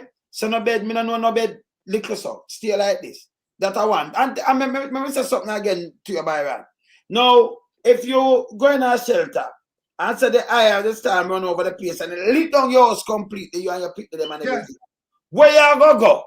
Because you remember your place mash up completely. That means you're stuck in this maybe for a month till it build back. Or something. Where you go do? Hold on there. Let us speak about the important thing. We're going to talk about a particular factor that could have happened. Here is Andrew Holness. If you're talking about preparing to, put up people to surpass the hurricane. Now, you have to ensure that the structure of the building that you are putting people in are structure that can withstand the hurricane. Now, when you look at these structures, right? If you have said, if you move people from out of a particular area and put all, say, 300 people in a one place like this, and said then, because you can't say specifically where the hurricane is going to hit, What if the hurricane hit this and the building collapse? How much people dead? Make sure that the building that he identified to be, you understand, such structure to accommodate people during the storm, to make sure that those buildings firm enough, you understand, so that those buildings may not collapse under a category 4 pressure or a category 5 pressure, right? And so, and this is it now. I am talking about proactiveness. Proactiveness. Andrew Holness in government for 8 years. For 8 years, What this government should have done, you understand, within the 8 years, don't wait until hurricane come upon you.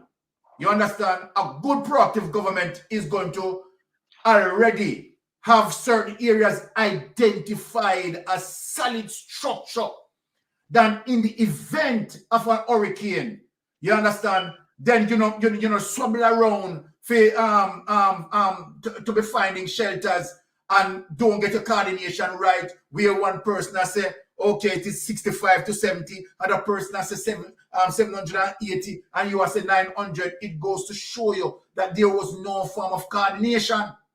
And so then if there is no form of coordination, I have to ask the question now, was there any physical test done on these buildings to ensure that if you are going to put above 50, 60, 70, or 100 people into a particular area, that building structure strong enough, you understand, to withstand the pressure, you understand, of a category 4 or category 5? Because we know it's a hurricane terrible and very strong enough.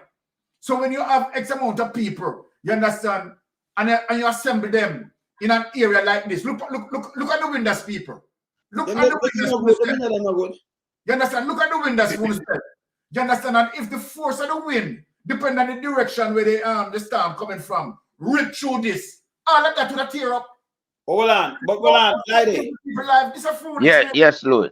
But on the Byron, so the window them, even them and them are the little window like where they are. You remember them the aluminum window business there?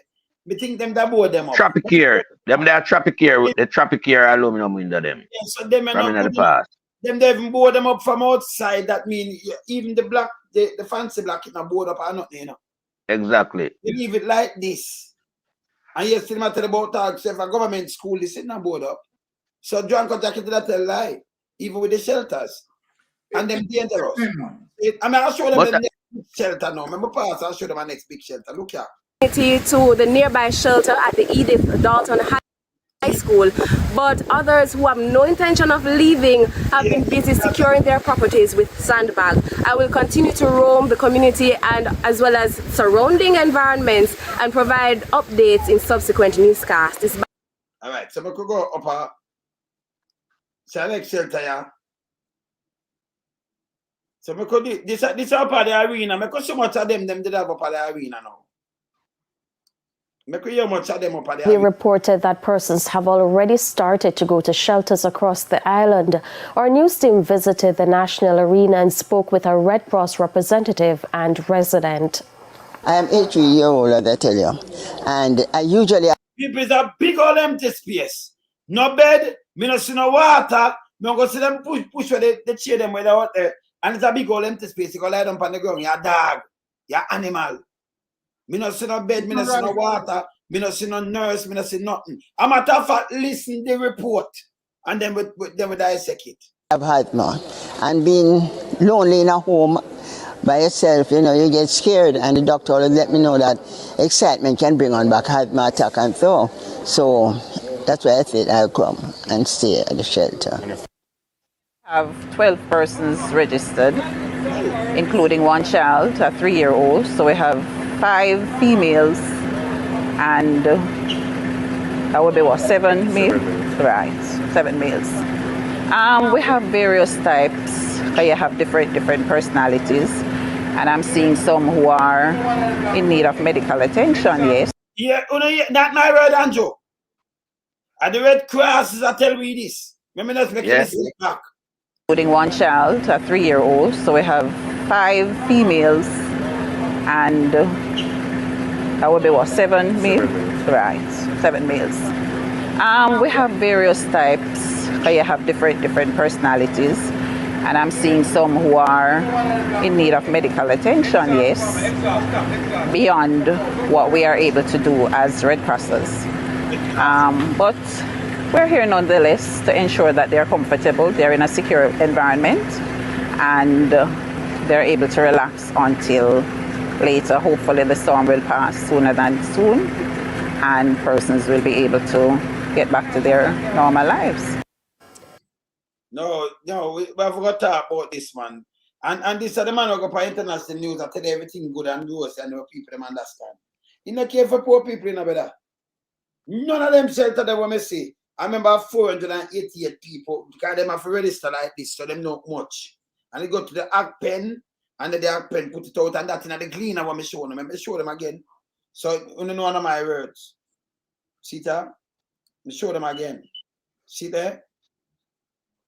That in the cleaner. Not my words. 488 in shelters across Jamaica. Me just run it up. Wanna see it on yourself. See that? See there? See that cleaner. Not my words. Me not make up nothing boy. So then they get this from the act pen. You see it? You see it? See there? Act pen.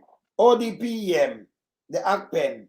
Acting Director General Richard Thompson. That's the same one we see with Bushwater attack. Yeah? So him tell us them that come in and register and everything. So this is not my word. Wanna see it? Right? And not my word. When I look at it,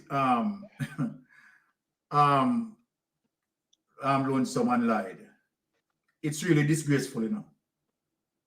Because let us think of the scenario that if the people are to be there, right, said for a week, just put it for argument's sake. Remember, you know, ladies, you have to have, you know, that sort of particular care. Things, yes. Yes, particular care for the ladies. Yes. And so then you can't just identify old buildings and you call it shelter, right? Because that is not shelter proof or shelter ready. When we talk about shelter, hurricane shelter or shelter in case of disaster or whatever, those areas, you understand, has to qualify, you understand, to be such area. So you're going to look for structural strength. Apart from structural strength, right? you're going to also make sure that basic facilities are there. Yes, Byron. Basic facility, toilet tissue, because look, you have to understand that you're going to have that sort of sanitary convenience in those areas, because if you have person for 5 or 7 days, you don't believe that persons are going to want to stool or want to excrete, whatever terminology you want to use. Right. And then what are they? So you're not thinking, you're not being proactive. You understand in these regards. Not because you find some building and say, okay, all right, people will go on this up. You understand? No. You understand? I'm not Tivoli this like how not treat the people that want to live on Tivoli. You have all 7, 8 persons that use one bathroom. Come on. You understand? So then you're going to tell, you have a government within 8 years and the amount of money that members of parliament being paid, right? If the focus in terms of nation building, right, you have to plan. You have to plan for disaster. Exactly. We are in what you call a hurricane belt. Right. And the government know that we're in a hurricane belt, right? Proper shelters need to be provided for. Don't come out with no PR and the people who are corrupted like you understand, behind your PR. PR is not going to work. PR is not going to save people's life. When you come out and believe that, okay, all right, you articulate your lies in the best way in terms of tricking people, you understand? That is not service. And this is what the Jamaica Labour Party good for as it relates to the trickery, pulling the wool over people's eyes. Now, when we look and we see these things, it's a shame and disgrace. If you make comparison, right, to say, well, all right, other areas who identified certain areas to be, hurricane shelter, right? They are going to have the necessary facilities, I would believe. You understand? And if you being a government and you're looking forward for people, you'd have all these proactive measures. You have to. You understand? Innovative. You have to, as a government, you understand, have that sort of caring for people. And that's why this is one of the reasons why Michael Manley, even from then until now, they have to say that there is none that can come forth and replace a Michael Manley. Because you know what? This is what Michael Manley do. This is what Michael Manley did. Michael Manley looked at the nation and said, in order for us to move the nation forward, the central focus has to be on education. Michael Manley fight so hard as it relates to free education that help many of them now in a Jamaica Labour Party were the wicked to us as a result of their education. Now, and watch this. This is how Michael Manley was proactive, was innovative, was planning ahead. You understand? Building a better nation for a better tomorrow. This government lack everything as it relates to caring for people. They only care for themselves, and people are to see it. This is one of the reasons why we have brain drain. When you have the government who can take 200 and 300% raise and only give the teacher 20%. You understand? Only give the teacher 20%. Give the nurses them a little tip. Give the police them a little tip. You understand? And then even the technocrats, the way they treat the technocrats, you understand? The technocrats have to decide that, look, many of them have to flee the country because guess what? They are not getting a livable wage the way this government treat them.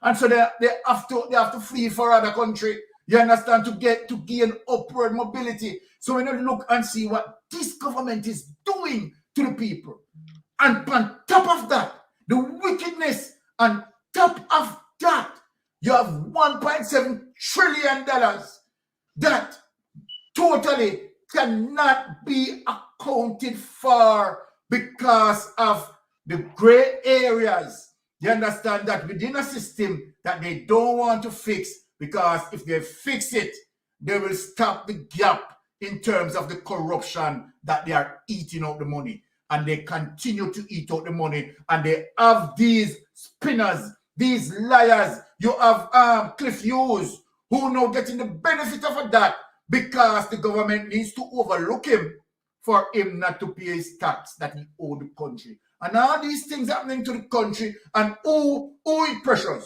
It pressures. It pressures. You understand, the poor and needy Jamaicans. You understand, with inflation. $1.7 trillion unaccounted for. Who have to pay for it? Who have to pay for it? The innocent, the hard-working people and the backs of the people. When you look and see what Michael Manley worked for so hard as it relates to giving poor people a home. Andrew Holness make NHT out of the reach of the common man, and yet they are the ones that contribute for years. I want people to look at the level of wickedness, contribute for years upon years upon years, and all of that contribution, Andrew Holness take out a whole lump of it, give it to his friend, you understand, 600 and had, you understand, to his friend, and all these wickedness that them, and on top of that, Andrew Holness want people to vote for him. Vote for him. Let me say something and then bring in live. So, Andrew, we know you have your minions, them will love spin. Okay? I'm going to show us how they can't spin nothing wrong. Remember the man that will this place. I'm a brother then. Byron Byron and Live. Right? I'm a family them. Right? Let me show you how you can't spin you now. When we talk about the shelter, you have some spinners that run out, some minions, like where, Big Mama them may run out, right? And when they run out now, they might come and say, yes, the shelters, this and shelters is all right, and them do them best, and the government do this. Let me tell you this. Let me show you something. You see, when the government want vote, then go for all people, and some of them, when you lift them up, and dead, them are go dead. But them go for them go in every creases and corner, and draw them out like them an insect and carry them for a vote. Allow me to tell? Eh? No. And that means you should do better in the shelters. You make sure them have water and food and everything. Can you give them that, You make sure you give them water and food for feed them, for carry them for a vote. We not ask you. You send every car go pick them up. You have some people when you go lift them up, them that live an next 6 months, and you lift them up and carry them and help them for them X. As they carry them and put them back in them bed, then dead. And that undertaker come pick them up. And a joke. Them pick up blind people, them pick up everybody where you think can vote. Them find your house and come pick you up. Yeah? And carry you go vote. And then make sure give you food. You see now can food package come? Because we can't play them, because I remember like up in a Portland where you see them buy one bag of food package, go give people, all people. Them come fear them, care fear them time because them want your ex. Side of them thing. Yeah? But a thing like this now, we don't see a buckle of water. Remember, as you go to the shelter, you can see the water pack up. You can see things like some people run go to shelter. When you reach them and get a hot meal or something, you can see it prepare. The shelter, them window, them when I see them supposed to board up because I better board up my house and stay night then. Because them the little fluxy window and them fancy black thing, the one me say no board up and them thing that very dangerous. And them at call them the shelter, them that are foolishness. When you want to vote, them feed you. When them keep them, when them call it conference, them feed you and put you on bus. Feed you and come back. So them can't come give you no talking. I'll come spin round you because we know about the spinners them, We know when them are spin like Tufton the other day, you see me try spin away and laugh and I say, I spin you can spin things, I will not allow you to spin it, boy, And the next thing what I see now, I say false. Not false. False. You see false come out of the paper right now. I say I talk to digital and think I would a meeting for show the way forward. Number one, them are professional, them deal with the cable. You don't need to come in not doing work. You don't need to talk to them because if them cable not up, them can't pay them staff or them can't pay about them shareholder. So when him come and pose up his garbage, let me show you, not my word. Come like show them thing and then me burn them. You understand? If you just make people think saying not work, no more PR around here. See the people? See there? Energy Minister meet with JPS, Flow and Digital on Friday. Where I meet with them for? When you are meet with them, number one, them shouldn't even be a minister to backside. See that people, you can't see it, like, you see it. Yeah, man. Yeah.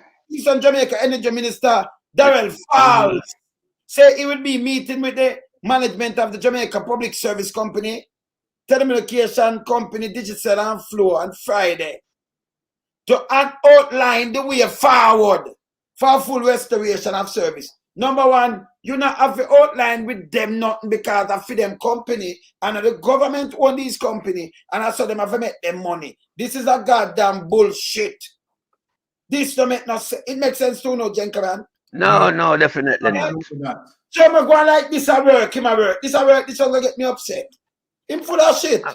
Him for government. That's a gray area for him to even attempt to address. But going back to, you know, the shelter them, you know. No, let me tell you why this earth will now. Because you know, say, this is just an next PR piece of shit. If me have light company and me have digital or slime, and me have to put it back because me have to pay my people them, you know, I work, you know.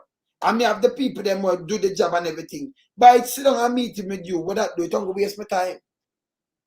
You're talking about going the way like forward like as a government entity. Every year we pay a local tax. We have put it up back together. Because that's how we make money. People are buy a phone card and I use the service. So you don't need to talk to them. It definitely this is just a PR stunt where it stink. It don't make no sense. It's not relevant. Him himself not relevant. Him is just a big load. Yes, like.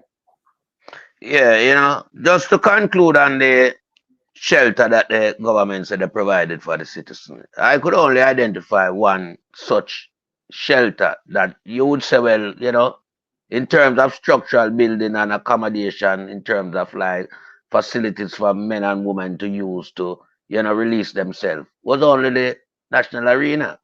Because when you have shelter, it must be designated shelter that's been built for this, you know, eventuality when it occurs, and it's supposed to have enclosed bathroom facilities.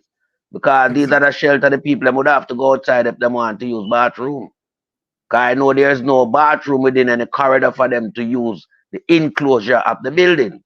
So, you know, the government need to look at designated shelter. As Byron said, Jamaica is in a hurricane belt region.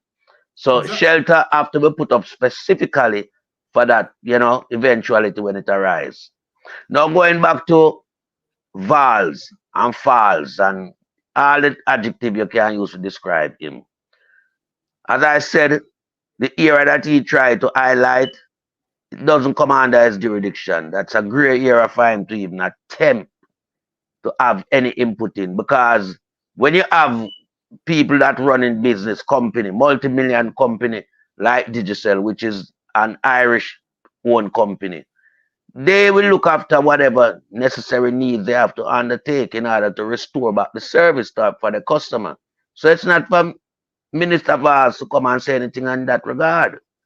You know, what he should have done with Portland is to get the drain them, you know, ready for the hurricane season. Them should have been clean, the gullies, them and all these things, and make sure now you have infrastructure in place to withstand the hurricane. So make sure you do your garbage collection, you clean the gully, and you take away whatever you took from out the gully and you dispose of them in a relatively safe area where they're not being washed back into the gully. As we see down in New Haven, where whatever they took out was just left on the side to be washed back in. So when we look, we are seeing inadequate work being done as it relates to infrastructure and service. So this is a problem that Jamaica have over the years, where successive, you know, parliamentarian pay scant respect to their constituency, and they are the one who knows exactly what is happening in their constituency, what need to be remedied in their constituency, and so should have made those things priority for the constituency to benefit the people within the constituency.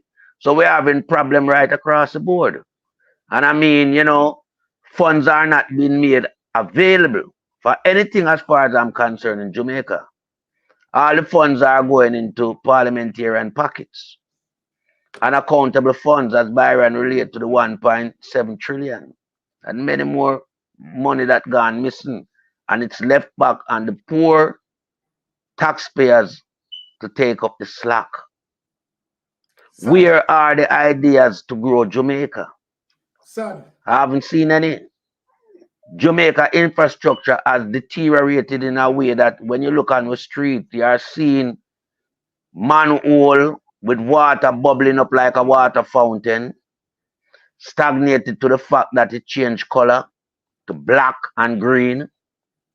So we have a problem right across the board.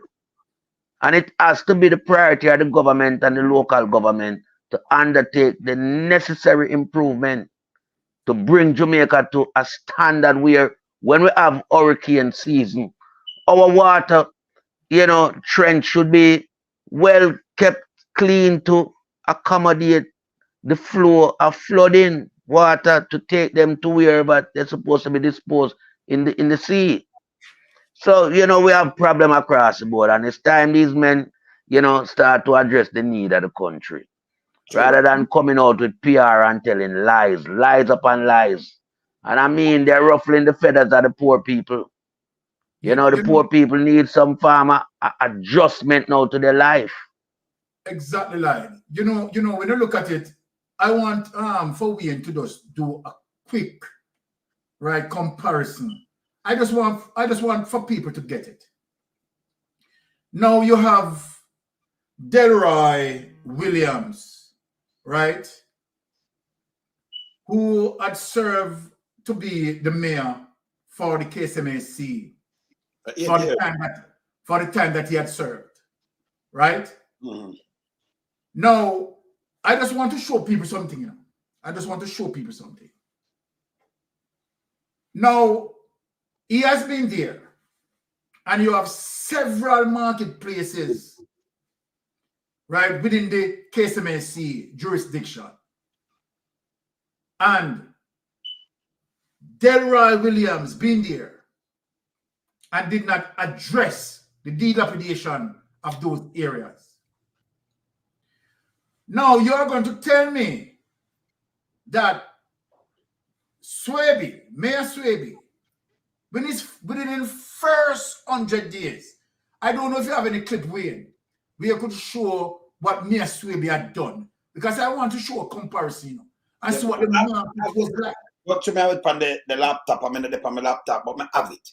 But me, me find it though. Me find it no more.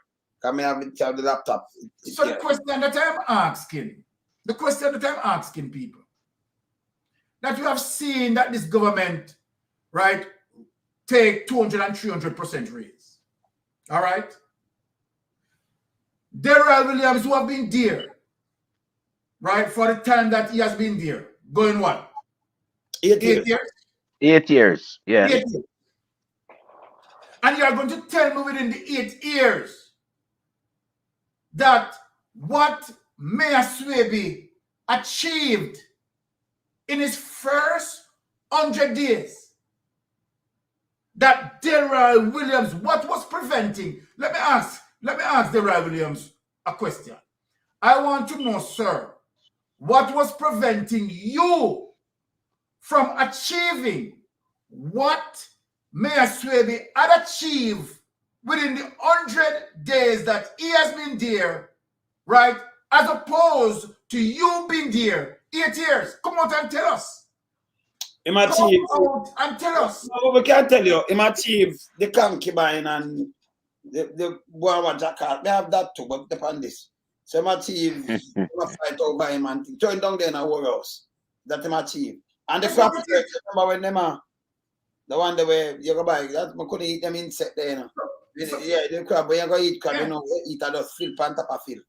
You understand? So you can see where he has been embedded so deep in the corruption that Mayor Swaby now showing a difference that look, much more can be done as it relates to taxpayers' money. And let me tell you this, trust me, if we are to think that, okay, if Delroy Williams was to get this done, the amount of money that it would cost taxpayer, it would be billions of dollars. And Mayor Swaby done it. So this government, Jamaica Labour Party government, you understand? They have all the money. They have more and you get less. As opposed to what Mayor Swaby did, having less and you get more. So people need to think as it relates to the way forward as to who you need to put in power. The fact of the matter, what we want someone who has the human nature, the human warm-blooded mammals. Warm-blooded mammals, human nature. We don't want a government that is a reptile. This government is cold-blooded. And it is just simply as that. And I yield back. All right, I'm going to show you something very important because some people are sending me something and I can't tell you now, I'm going to look on it. It's not real. It's not real. Okay? I'm going to show you something. Because when I send me something with Andrew Holness and Mark Olin, you know, and you can't say, you know, people just edit and put up that. It's not real, none at all. Don't follow that. I'm going to point out something. I'm going to show you when I read, you know, when I can't know fake from the read, right? Because they must send it to me, I'm going to show you, don't follow that thing here. And everything on the all right. So look on this. This is what they must send out right now, right? When they can't see this, right? Let me look at them, can't see it. Yeah, they must show me this is a Fox news poll. Fox now doing a news poll on them down here when I have no election on them. No. Number one. This is red. Just look on this. This are red. This will be Republican, right? And this are blue. This will be Democrat, right? Over there, so. Just look on the Fox News poll and you see the percentage when I do foreign policy. Jamaica now come tell about no foreign policy. That is American thing. You see them show you crime, economy. And you see immigration, so you know so definitely is American thing, this and them go put up the two-man them thing in this and edit it. Nobody don't put up this. This is a fake. Okay? Jamaica, you know what we talk about. See? And I like election around, because election around now in America. So them that put up the poll and then you that see them, when them that show you who, and I say, what can them do some, for them look a poll now, what them do right now, as me speak. Okay? So this, that red thing, when them tell us the place turn red, you know, say, yeah, our Republican, right? And when it turn the blue wall, a Democrat. That's right, go? Yeah, blue is Democrat, red is Republican. All right. So for you look on this, I see foreign policy. And you see it more crime, economy, and immigration. What kind of immigration problem we have down there? People are coming and run through a border. Think about what me I say. No, you're right. You're right. That is fake. Think about what me just tell you, I say. You see, and everything them put up on a run with neither, you know. Because I full my phone with this. This don't make no sense. Okay? This are bogus. I want to stop to them thing here. This don't make no sense. I'm put it up to Fox News and things. Stop it. This are bogus, right? So when I don't send them on my phone. Yeah, this is fake. Okay? Fake. For you see it, you know, it's about Democrat and Republican and then them drop in the picture and do this. And you have some people around it. Why Fox said I do a poll and I show this? When they have November election I come up over there. Eh? And the color, look on the color. You're right there. It's fake. And by the way, if somebody will edit this, look now, you don't see the kind of them look on a fist where them know. You know, one of them emoji fist them use and the finger is an emoji fist them use. Just look on the thing now, man. It fake as it fake like China. It fake like Andrew Holness. Yeah, because blue don't represent Andrew Holness party. Yes. So that would have to be in green. Yes, you understand?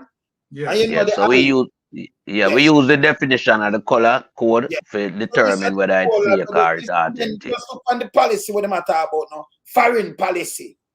Them are tell us the party there, what have you are Biden and this and that. And then you see immigration.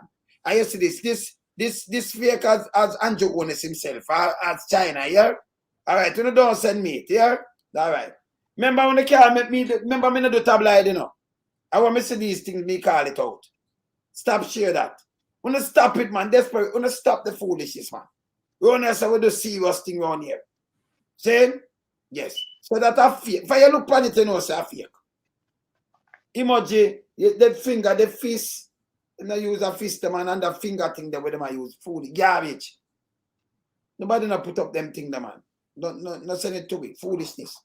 And then we don't have no election until next year, till when the Prime Minister call the election anyway. When you around September. Saying? So you want to see nobody have do this and about them the poll. Which for factions are there Jamaica the poll for a show this and that. That don't make no sense. When you say the immigration, you know, the immigration problem in the state. You know, the red and the blue where it stands for. Okay? So the only don't send that to me. Keep it real, yeah? Alright. Let me show you again now. You have a hurricane a come. And the man I come with something, and when you look, you have some little idiot police, them not a police, have criminal with badge and gun down in a Westmoreland. Look what them do. Look on this. Westmoreland, where we understand that the police and residents clashed over breaches of the curfew order relating to the passage of Hurricane Beryl. Yeah, breaches of curfew order. The people them a look for a buy food and Andrew make them run them up. Remember, and I say it, you know, not my word. Not my word. Listen. Listen here, Byron. Listen here. Take note. Watch the police. Run out the people. Run out people who take up water. Baby feed, pampers, and water. Police are so wicked. Stop police, they're too wicked, brother. You are so wicked in the general. Everybody knows that time, but the money never right time. Everybody out there store with their goods already. Lucky store and cash you not. And you give police them authority to be doing. I know when they say sick, too sick. What we doing on the food that we have? We never have the money for buying no food yesterday. We never have the money for chop up. Today we have a little money, can't buy the food. What we do? We not to eat and drink, we not to pay the penny them. What we do? Where we going to loot and shoot? But the police say they will not make any exceptions. Yeah, them big and stink. Hey, you want to do better than this, you know, them thing I show me off. Hey, remember catching the police, you know. Stop doing people them thing, you know. Una shit, you know. Who follow these orders? Who make this? So you don't have no money yesterday, the same thing what we are talking about. They find that on the day before, you know, because yesterday this, right? So they find the money. Yes, the day before they never have the money. So they have the money yesterday. They might try buy them little pampers and little thing. Police can put them out of the store. You don't even make them cash water and a pampers, nothing. And say now make no exceptional. Nothing at all. So only for us go home. Them man are policeman. No. But that order this Andrew come with. Not even your animal a cage up like this, you let them free when it comes to storm. When it comes to hurricane. Believe it or not. Unless you have a barn where well built and secure, you keep them under that. If not, let them free. You understand? This wrong, brother. But Wayne, this is what we are talking about, you know, the dictatorship style of leadership where Andrew Holness have, where I'm using a Jamaica as a tool at his disposal. And the police, them, you know, I can't understand why them get drawn into this level of corruption. What are they benefiting from it? Because I mean, as a body of people employed by the government, it doesn't mean that you have to suck up to everything what the government say you are to do. You have to be your own individual and, you know, use your own thought process to know whether you are carrying out a duty that fit the criteria of the situation. Now, if we have emergency, such as a hurricane, it's nothing that the people plan for at that specific time, because normally at around this time, we don't really have hurricane start in the Caribbean as yet. So this is an emergency come upon the people, and the people are trying to, you know, gather the necessary basic that they can, and you have police trying to prevent them from doing that. So what the people going to do in the eventuality that this hurricane lingers like Gilbert for so many days? What you expect them to do? So we have a dictatorship government that we have to get rid of. I mean, we cannot put up with Andrew Holness and him foolishness, you know, for any extended period. You know, I'm just glad that September is not too far, next year, September, not too far away. And the real campaign work will start soon. And I know for a fact that the people are going, you know, give Mark Golden the real mandate to me. Because, I mean, you listen all across the length and breadth of Jamaica. The people are fed up and tired of Andrew Holness and his government and his leadership style. No one is in favor of him anymore. Not even the more die-hearted people and them swinging away from him. Because they have endured so much harsh punishment from this leader that is unreal. And it seems like him find favor when it comes on to crisis in Jamaica to extend the force of his nature towards the people. Pandemic, him come out with mass and so. Little hurricane, you drop curfew. Why you want to have a curfew? There's no looting on the island. So when you look at what transpired in the other region in the Caribbean, we never see something like this.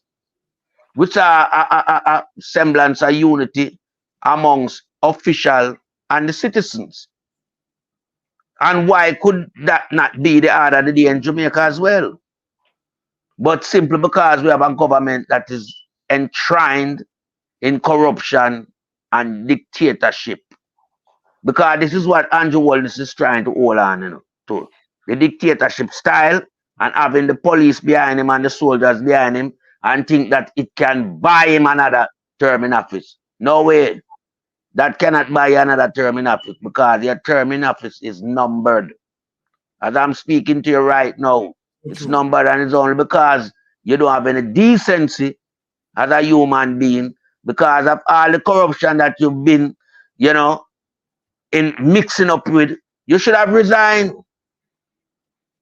You should have resigned and passed the leadership of the party onto someone else, rather than still being in office and masquerading as Jamaica Prime Minister. You know? It's time you take off the mask off the face, man. This masquerade thing that you're going around with, you know. We're tired of it now, man. You know, I mean, we see the script and we know the play. And you can't masquerade in front of you as a Prime Minister no more because you're not qualified as a Prime Minister. You don't represent us on the international stage. You don't have nothing going for you internationally. The few little people you have is locally them supporting you. And that support is dwindling. You know, it's dwindling. You don't have that majority anymore. So you have to move away from this dictatorship role, free up Jamaica, walk away from the politics in Jamaica, and let the people have a better leadership to take them into a new era of Jamaica. Because too much money gone missing, too much unsolved case, high criminality case gone, you know, AWOL under your government administration, and we know it's because of corruption. Because the judge them cannot do them work properly, because them have to be working in favor of this regime government that we have in place in Jamaica. And so the corruption spread far and wide. Because when you have the justice system in your country that is corrupted, what else you're going to find that don't have corruption running through it? Every sector basically in Jamaica is corrupted. So we have to get rid of Andrew Holness. You know, when we look at even Tufton Sunday night, him shame himself on a platform such as this one. Him shame himself. Him never crown himself in any glory. Him dodge the bullet left, right, and center. Him run away. Him come with a little PR thing because what? This government don't have any love for the people. Because, I mean, when a country is being, you know, labeled with a level 3 travel warning for, you know, from a big country. I mean, that coming like a category 3 hurricane. That's how grave it is. True. And we never see where Tufton have any measures after the level 3 warning from Jamaica. That's not We never see him come with any measures in place to correct that. He hasn't started any work, so I think that America going to lift this ban. They not lift the ban because I'm watching carefully that They don't see anything happening to remedy what they see as a problem in Jamaica. So that ban will remain in effect. You need to go to work, Tufton, for all the money that the Prime Minister have found and say, well, you know, we're going to do better because we're being underpaid. We don't see no work, we soon gone back with it. We soon rob the money and run off with it, basically. And that we soon do. That's what playing out in front of our eyes. All this proportion increase, we want to get 200 and 300% increase. Nobody has have the art and the decency to start to work and to show within a certain government ministry that, you know, we are doing something to change. Everybody is still performing the same way and less than what them used to even perform before them get the high increase because the money turned them in an idiot, you know. So we they are holding accountable because, you know, some people have got prison, man. We can't wait for the day when time, you know, the real administration take place in the parliament and start to legislate for locking up. We need to have that in Jamaica. No two ways about that. Because we see people carry out act of atrocity and criminality and getting away with things that, I mean, you could never even attempt to do it in another country. Real country, the people that wouldn't even attempt to do it. So that just to show you the state of Jamaica. Jamaica gone. And I yield to another panel. Hey, me could show you a little clip in a Dr. T there. But him say him know we are angry mobile, you know. Nice welcome. I'm brave still. For come over because him just come over just you know. I try to prove a point. But we not so we keep them fact check with, you know, we not deal with the wolf business with, you know, have a fact check them. So I'm going to show you a little part of this, you know, because, you know, him did come over and him brave to come over, you can't say, yeah, you have to give him that, you know. And a man brave to come over, you know. Yeah. You have to give him, that, right? But give him a in a sense. But he's going to speak, which is honorable. It is on. Say what you mean what you say, but don't tell people lies that you can easily prove. You understand what I'm saying? It helps nobody. So it's good and welcome. And thank you for coming on. Really, thank you for coming on and daring to come into this space, you know, because at the end of the day, we're all in this together, you know, we're all in this together and we want the best. And we must agree to disagree, but not be disagreeable. Well, I tell you, I'm happy to be on. I don't get a chance to do this often. Obviously, I'm immobile right now with a broken leg and a broken wrist, recovering from my accident. And just kind of in the environment, and I see Mr. Lonesome here hitting me hard. I mean, some of the things I be hearing, say, boy, I wonder where him get all of that information from. No, I mean, I eat your ass, right? I'm kissing yourself. So that's just me. Don't dare. Right? I'm appearing to hear from you because I want to hear it directly. So all right, so I'm start directly like this. Hey, some whole crew are running a herb tea. But you disappear and goes from a herb, man.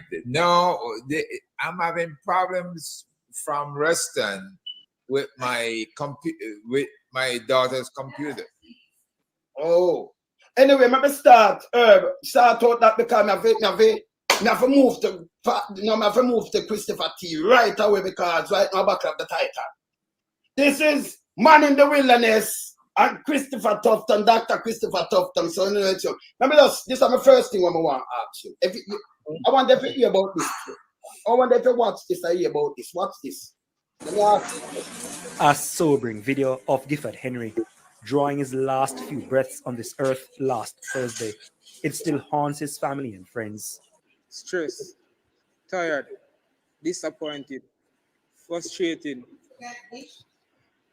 Just a few of the adjectives used to describe the way I'm feeling presently. This and the disturbing news to learn the distress that my father went through at the Lionel Town Hospital. He just went there just to get assistance. I mean, that facility is there to assist you when you need help. You're sick, you go to the hospital for treatment, right? You go to the hospital, you're expected to come out back better than the way you went there. The dead man's loved ones said the brutal irony is that Mr. Henry, as an active member of the Community Citizens Association, lobbied political representatives to supply nebulizers to public health facilities in Clarendon. But on the night in question, he himself could not get one of those very machines as his asthma condition worsened. Him and the man who come here and beg the council, say me that like for get even two for the Lime Town Hospital. And when me hear say I hit him go figure use and like some negligent and him not get through and him die and not really get the assistance to him forget, me feel cut up about you. He was a champion for the community, a voice for the community. He was never afraid to stand up and defend what he thought was right for the community. The leadership of the hospital, when contacted, explained a meeting was planned at which time they would get a brief on the case. The son of the deceased wants the authorities to use the case to again look into the practices at public hospitals. I'm just using this medium to reach out to the general public, relevant authorities, everyone. Just take a deeper look into this and see how our people, our citizens are being treated at these facilities. I mean, if somebody die on a floor, that is blatant negligence. But what about the alleged threats coming from some elements of the community since the incident? I'm sure no one was threatened. None of us threatened anyone. The media keep broadcasting that, saying that the nurses and staffs are afraid to go to work because they are fearful for their life. They have been threatened. I can guarantee that all of that are just lies. They are just padding the media, feeding stories to the public just to provide and hide behind those stories. Dwayne Anderson, TVJ News. All right, so my first question is Dr. Tufton. You know, you are the health minister, so the buck stop on your watch. And we see this play out all over Jamaica. And it really a touch we heart. We know the diaspora here and, you know, our loved ones, because a lot of people, you know, even Maria, as I'm speaking right now, Maria aunt just passed off. When Maria, last month?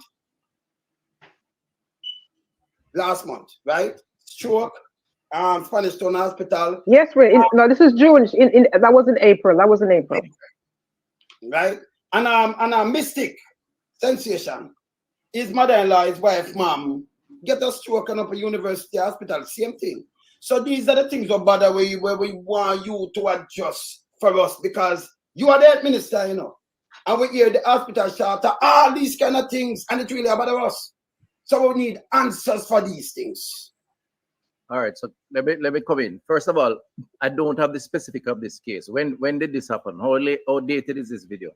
I think last month this. Remember, as a health minister, if you have the whole of this is a debt, you know. So much of them are happening that we can't keep up. No, but be careful though. First of all, it's always sad when a person loses a loved one. So I don't want to, in any way, shape, or form, project any insensitivity to this particular case. Normally, when these cases come up, the first thing you trigger is a grievance procedure where patients or their relatives are grieved. And there is a process that starts with the institution, and it can go as far as the court of law. So I'm going to take him off there, so because I'm not going to keep him on long, so because under the court, me talk about, because we talk about life. You know what? You about no court right away. That's a spin again. So now that me didn't want to hear about Byron and lied. You understand? Because we don't want to hear about where you're going to go through an investigation because the man dead. Then the woman come dead. Your mother-in-law could have dead too, you know. Exactly. And it not fixed. These things not fixed. These are the things that we are talking about. So, you know, they might have come with something, but me call it spin. Because of that, me don't want to hear that. So, you know, you just make them talk and then wrap up themselves.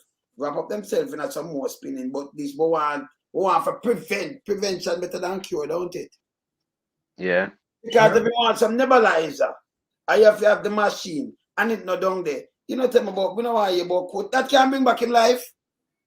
I'm loved ones. No. And say, we have to be careful because it's sensitive. Make it stop happening. The box. But I mean, exactly. Yes. I mean, a situation like this, yes, we all know it's sensitive, but in what regards is it sensitive? that it should not be highlighted. We don't need to talk about it. This is not a murder scene where investigation forensic is have to be done. This is a man in an institution. Yes. You know what happened to him? He was there unattended, no care as to what he went to the hospital for, what was administered unto him. So he sat there in a discomfortable manner and suffer to death. So this is not something that we should, clutch between our legs or wherever we want to clutch it and don't highlight it. This is something that needs to be highlighted. And the platform that we have, we are going to highlight it because that's the only medicum of exposure that the people in Jamaica will get is from this platform. They're not getting it from the local media. So for him to come and say the case is sensitive, no, the case is not sensitive. The case is a disgrace on the health sector. Yes, Byron.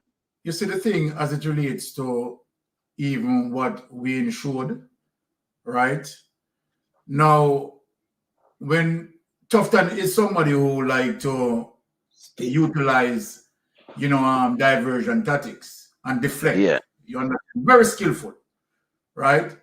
And so then you have to hold him to the truth in terms of that sort of visual evidence. Because if Wayne was just going to speak about certain situations, then he could be able to, speak around it and deflect. Yeah.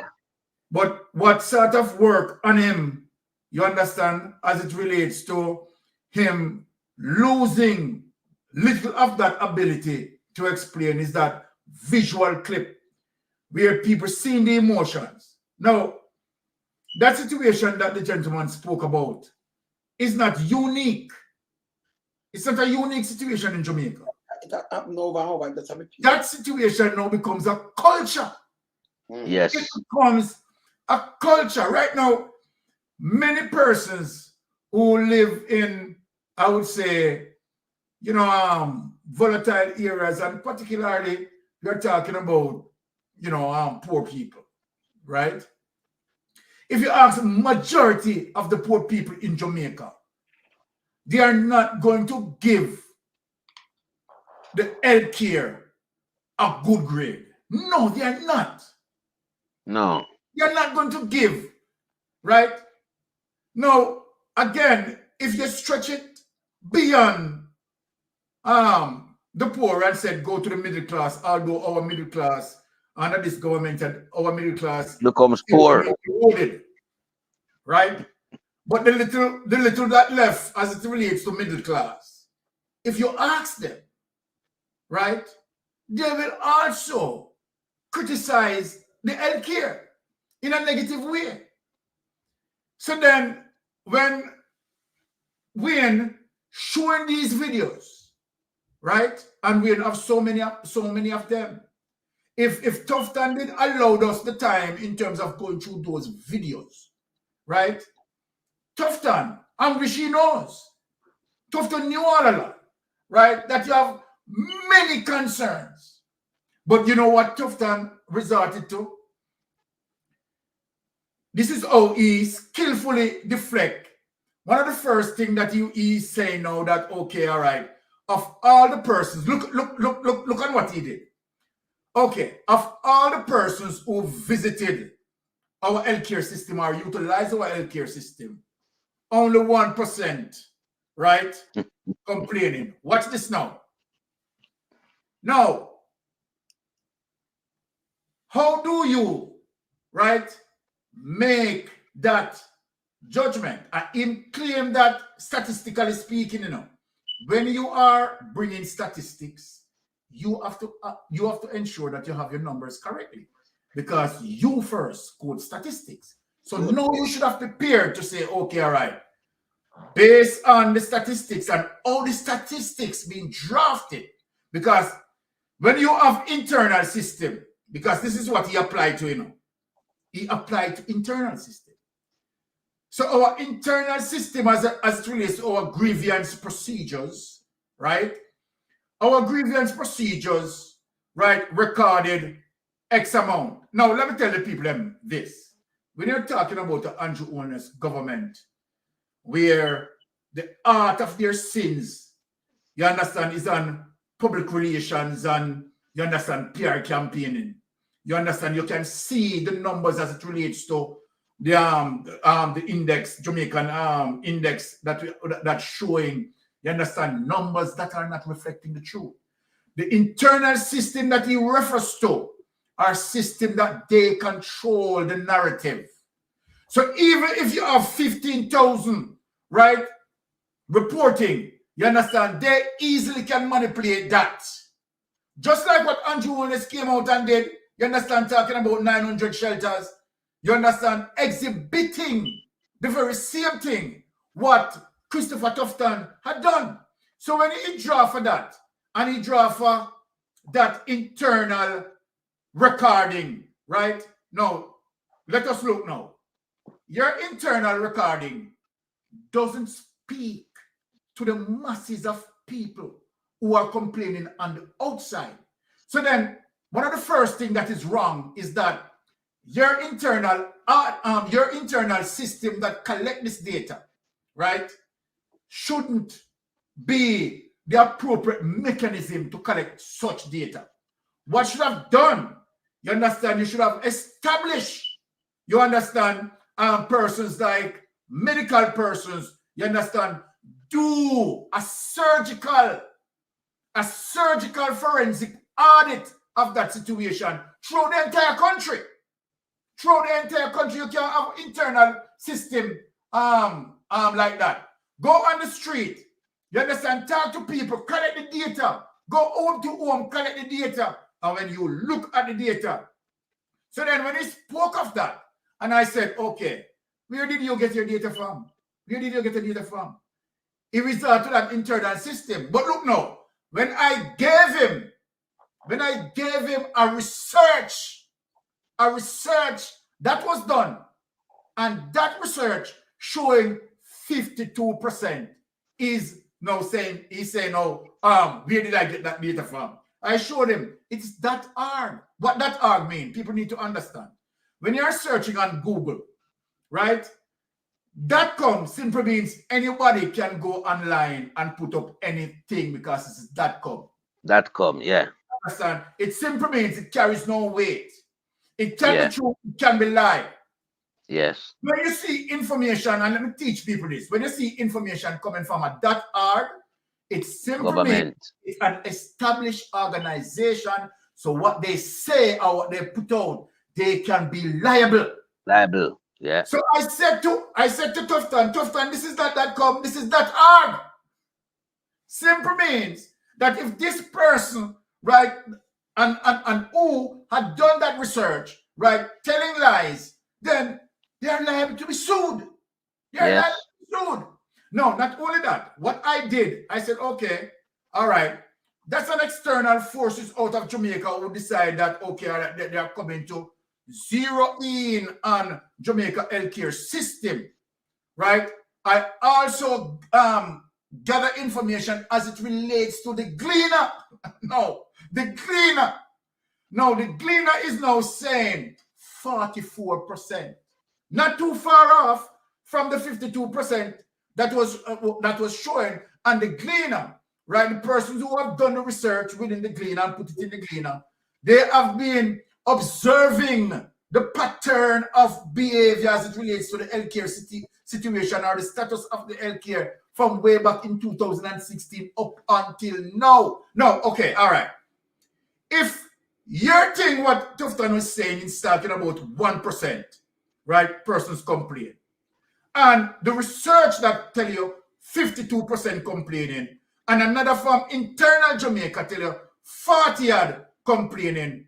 Not only that, United States of America, no, a first world country, you understand, that is going to do their assessment by sending persons to do a forensic audit where the report goes back to United States, and United States said, okay, all right, when we look at this, and we see the condition, we see the various reports, we have to issue to our people a level 3. What does that mean? Simple means what the United States is saying is that the status of your health care is deplorable. Deplorable. And Yes. we have to warn our people that visiting Jamaica, we have to give them precautions as it relates to telling them the truth about that. So then, what I wanted was to also ask him, are you saying, I wanted was to ask him, Mr. Tufton, United States level 3, right? Do you think the United States justify in issuing that level 3? I wanted also was to ask him that. If he believed, I wanted to hear his response. If you believe that the United States issuing a level 3, was it justified for the United States to issue that? I wanted to hear what he wanted, what his answer would be. Because if he go against United States, right, then of course, you know definitely that he's lying. Because United States would have sent experienced people to gather that data. And if he agreed with the United States, it simply means what we are saying is the truth. Right. So, let me just get Tufton, Dr. Christopher Tufton, some reality check, yes, some fact checking, right? Him said 3 million visitors to the hospital can't be true, lie. Like 3 million. Exactly. That's about 2.8 million people there in Jamaica. And if him said that, him do my let down himself. Let me tell you, Dr. T, if you have 3 million visitors, like one person, and go back much time in there, so right? We just put that roughly at about the entire population. That for sure you say nah, do nothing good. The whole place sick and them now get better, it get worse. Set bad pan your watch too. Don't tell nobody say 3 million, okay? So that's the first thing. The next thing again, yes, the same put himself in a hole just because he wants something. University of the West Indies, at the hospital, and KPH, them see the most when you talk about patient per year. Okay, the most. Not the corporate there. So them are the biggest, them see the most. And some people leave from country. Like what the woman leave from country for come to the test them at UWE, or do a surgery UWE or done a KPH, right? Yeah, so some people leave from there. So them register down in a sentence or something and them in up a UWE, right? Or in up down a KPH. You will see 43,000 last year. It's there, not my word, and I will show them, right? Me have it some about that. So I me show them before, right? You will. All right, let me show them. I remember just show them that come like talk. I'm showing the things, you know, Dr. Tufton. Kind of my word, you know. I don't know what I mean this. So let me show you where you will see them see. I will show you a fake thing in my give, right? Look on this. Look on this. Not my word. Right? You will. So you will there? One of Delia's accident emergency department. And you see this? The 15th of June, 2024. You can't see it? When you see it good? When I see it? No, it's fine. Yeah. It's fine for me. It's fine for you, but you can't see it. I just this alone one. See, in 2023 alone, you will attend to 43,272 patients. Now they want to know what going right now. So this a 43, and it's up from 2022. It was 37,998. And in 2020, 33,000. So 43. So if them they're the biggest one, we see the most patients. Remember, you know, the rest of them move this. The rest of parish them now go see the volume because the volume of people living at Kingston, St. Andrew, and over Port. Exactly. Right? Metropolitan area. Okay. So and at them see the most, right? Not Princess Margaret Hospital. So if you give you 43,000 and you say you give KPH the next 43, all right, put them at 100,000. So you tell me say 2.9 million people visit everywhere else, brother, when nobody live. It makes sense. Garbage. Exactly. No, garbage. To Tufton. Remember, we crunch numbers, you know. It make any sense to you, brother? Can't. No, sir. Eh? So you tell me say, I know over see like maybe 300,000 or 200,000. Because you take out them two there, you know. We're gonna see the people that send catching and them thing there.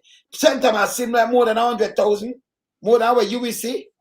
It doesn't make no sense. So that right away, you know, it's a lie matter. You understand? It not say so much people them on the clinic or whatever. That no make no sense. And if it reoccur that you have to go back there, that means you're not get none. When them say no write up 3 million prescription, me I talk about you in this one. If you have your handbook, you have to buy the screw and you have to buy the pin them. It's a printers, me show a video to the stop investing in crime. Me produce it too. With the man Luciano. A gunshot him get, but broke him man. Right? Gunshot. But break him man. 2 man they dead out of that. Leave from his stool and go up there and them a fire for 2 man and 1 catch him. Can they play something on the corner, right? And we do the 2 and stop investing in crime. You understand?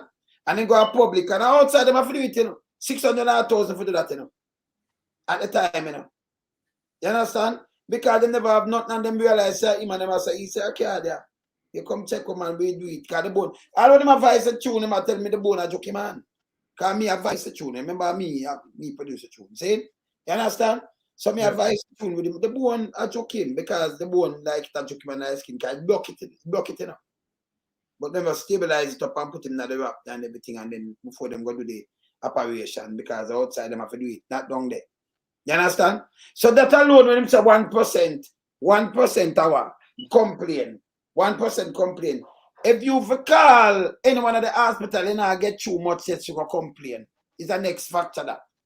You understand? Most people complain like how the woman say take off her mother say take off me head. Remove my head. 1 week her mother suffer before she dead. She said blast fear. Most people complain online now. The youth will get the gunshot. Actually, Christopher Tufton moving up because the one of that will show him now. I remember, you know, him can't say nothing about dead people, you know. Exactly. I could have shown him the rat. But you know what I'm said? Let me tell you what I'm said. Christy, me know you watch. Let me tell you what I'm said because me know say him like do the twisting. So I'm say, well, when last I visit the hospital, we get rid of them rat, them rodent and everything. So remember me not visited you, I say, okay. And then me show him the people them are sleep on cardboard. I say, well, we clean up this, you know. He might want to score points. No. When me show him the people them were dead. When I say, boy, me carry them back alive still, you know. He can't say it. So I said sensitive.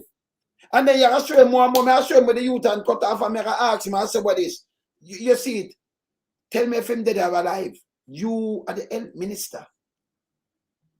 So me have some video they will knock him with, but through the eye, the whole of the eye, them video there that just melt him up like butter, you know. Sight and sound powerful and sound alone. That's why in our conference we have to show a lot of things and then discuss it, like what the Prime Minister tell like, then I make the cut. What have them? In a 24 hours so much like the Prime Minister tell. Remember not my word, you know, not our word. See there? Not my word. Now we're the Titans. So. But Wayne, see if we can get him back and might be just limited, just limit limit few people deal with the question. Yes. Because now what Dr. T when we ask him about Beryl original. No, we're not gonna ask him that. Yeah, I asked him about some little thing when Malcolm I said, Papa run go to think we don't do that. We are talking about life. We are talking about people life. Now I mean I have enough of them. You notice that a young miss send me something the Sunday, you know. Our sister going to Mandeville Hospital. Yeah, that's that evil brother. And she 5 months pregnant. 5. And she feel pain all over. She don't know if a dengue or the sea. She said them again her sister, because I remember she attacked to her sister the knowing and thing. Them do the dust draw the liquor blood. Because she anemic. And she have to stay there because the thing closed. And doctor said, well, you know, sometimes, let me tell you something. He might have been overseas. Let me tell him how overseas work now. So if me there, so me feel sick and me want to run through the system. I call an ambulance. Me get a fire truck too. What do I get? If you don't want a police to come to you know. But fire truck, you get a fire truck and them the paramedics. They might reach quick. Before 10 minutes, like 5 minutes, they reach quick. Them have them set out for them thing or them reach. And if you still know where them are stabilize and do them thing, them have everything in that too, you know. In the ambulance. The ambulance are coming and they lost the fire truck. They may come with everything, forgot hook you up and Yes, same way. See? When you do that, so, them are going to do blood tests for your chest, you know, them are do ECG by the same time. You have to pay for the ECG at Jamaica. Them are do ECG by you. Them are do your blood test. Them are do urine culture. And if you do ultrasound or X-ray or CT scan, you do it same time. Them keep it the reason when we not talk about 12 hours, but overseas, them not let you out. So when them do that test and it come back, and it not take a long time to come back, them are watch you, assess you. And them do back the next blood test again to make sure you know no problem and no danger, because if them let you out and something to them not trouble. Okay? But you get you. And if them you admit you, them admit you. You never know. Christopher T. I said go. So you will spend a year towards yes. But two of them I do. And if it's an emergency with you, because them assess it in a triage. If it's an emergency with you, people there before you, and you get you before them. Because emergency if you admit. But in there, so now when you go a KPH and them place there, you sit down on a hard stool, and not a nice chair. And them have food, if you ask them for food, them get you, you know. And by the way, them have canteen in there, and them have everything in them hospital, you know. Them have them canteen, them have clothes, place where you can buy clothes and all that. Them have all kind of store in there. Side bill, multi-purpose. See? You have, and your pharmacy. I like me I tell. Your pharmacy there, you go for your thing. You know, go far. Okay? And the security guard, them are there, and if they search you and have a thing I rub down by you for when you are coming. Nothing like that. They may just direct you. If you have behave bias for us now with them, you understand? In there, them have to come and help and call the police to go hold it down. If you go get, yes. And if you want to leave, you're not supposed to leave. I think them, you know, stop you because them know you're going to go drop them and dead. See? So you get a better environment. And the place clean every minute. You see them have a little thing there where them work, clean the floor. Remember, you know, hot steam and everything, you know, clean it, you know. Yeah. And then up them and the little dirty toilet them where you see. And the toilet them always have tissue. And them have tissue all that. And exactly. it have always have soap and thing for wash your hand and everything, and with the hot steam will dry your hand too. The blower with that steam. So in every way they want to kill the germs, limit the germs, because hospital carry a lot of germs, sir. Jamaica, the hospital, let me tell you this, Riverton City don't cleaner than the hospital name of Jamaica. No apology. My God. No, we talk truth to power, you know, brother. Yeah, and this is what him don't like for hear. Yeah, when you get to the nitty-gritty of the problem and highlight it and show him. No, but because brother, if you're Jamaica now you're sick, where do you go KPH? Are you you're not a chance if you go KPH. Number one, the man didn't like hog. On top of the fire. Then go Riverton City, don't go lie down, brother. And it killed in the hospital them. No, him come back and him talk about the prescription them. When you get a prescription, brother, you have to go fill it. You have to send go fill it from outside. Him talk about drug surf. But partisan them carrying on thing. That's what the sister used to work there. So I know it's over there for. Saying, so me no want to tell me, but me know about drug surf. But and a drug surf them go feel you want to do surgery and them a send you for go buy the drug surf not send where you have to use the surgery, brother. Saying, so right away my detour again and gone to something and I spin again. We know that. So me I tell you now, Christopher T, you know, Byron and stuff carrying back. But let me tell you this. When you come on, I say, no matter with the spinning thing, because I just laugh and you can't spin and you can't get out of them. You can't go on like you're a spider and a spin web, but it did not work, brother. You understand? The web thing did not work. They're like Spider-Man not working. We don't do PR around here, so we keep it real. You know what? So me just rebut the thing where you see where them put up Marky G and thing the face pan and Holness. Because I show the different that is bogus. Yeah. There's a market jail lead there something and then you have enough people send it out. It's bogus. We not do these things. But you know, when you look on the level of corruption, and we want to address the situation as it relates to nepotism, right? And just explain it to people as what nepotism and cronyism is. Now, when we look on the Cornwall Regional Hospital live, and we see Cornwall Regional Hospital started out a little less than $2 billion. But as we speak, right, we have heard that, okay, it is now $21 billion.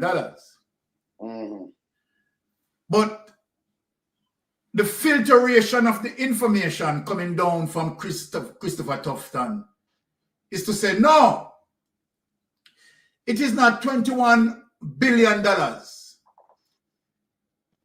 It is $21 billion that projected over a span of time that is going to be utilized.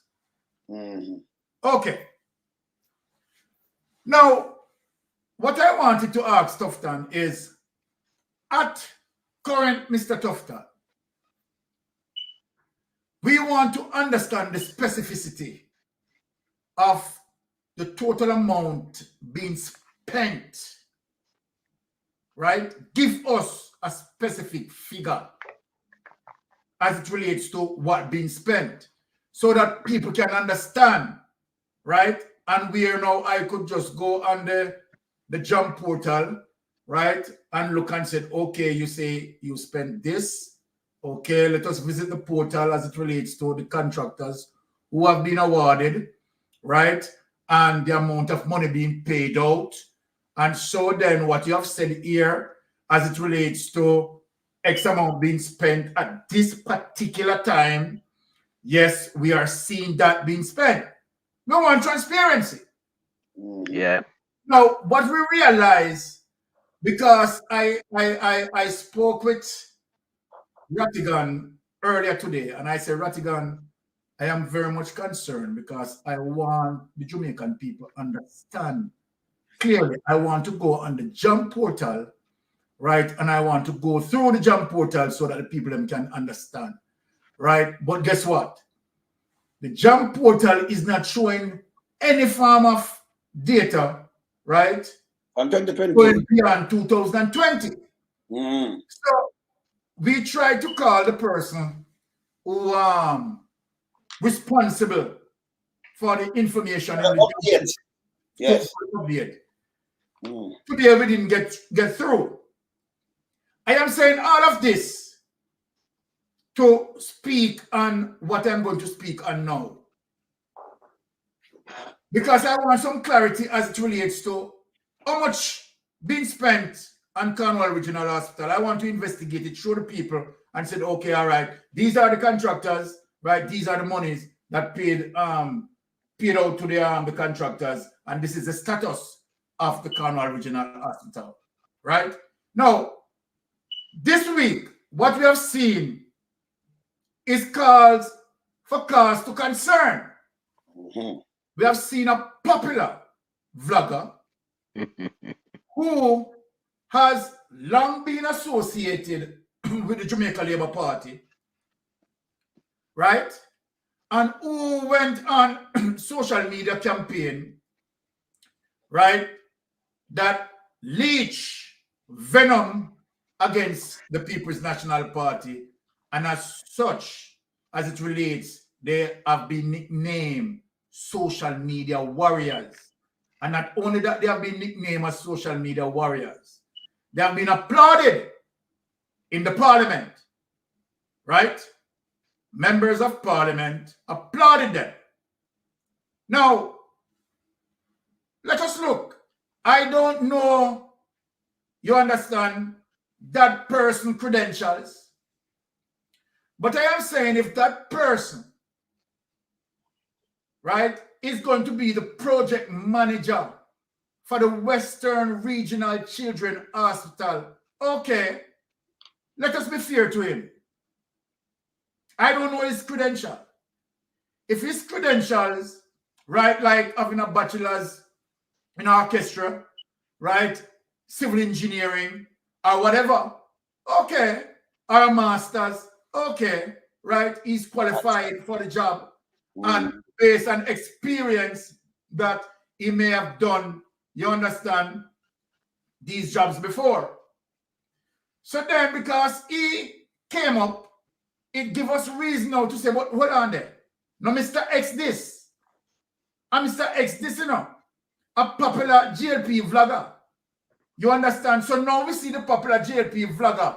You understand, on the side. Now, Mr. Tufton, right, swing it off to say, okay, it is the Chinese funding the project. I want to stop right here and let me say something. The Chinese funding the project, what does that mean? The Chinese funding the project, it doesn't mean that the Chinese funding the project for free. Who is going to pay for that? It's taxpayers' money, our money.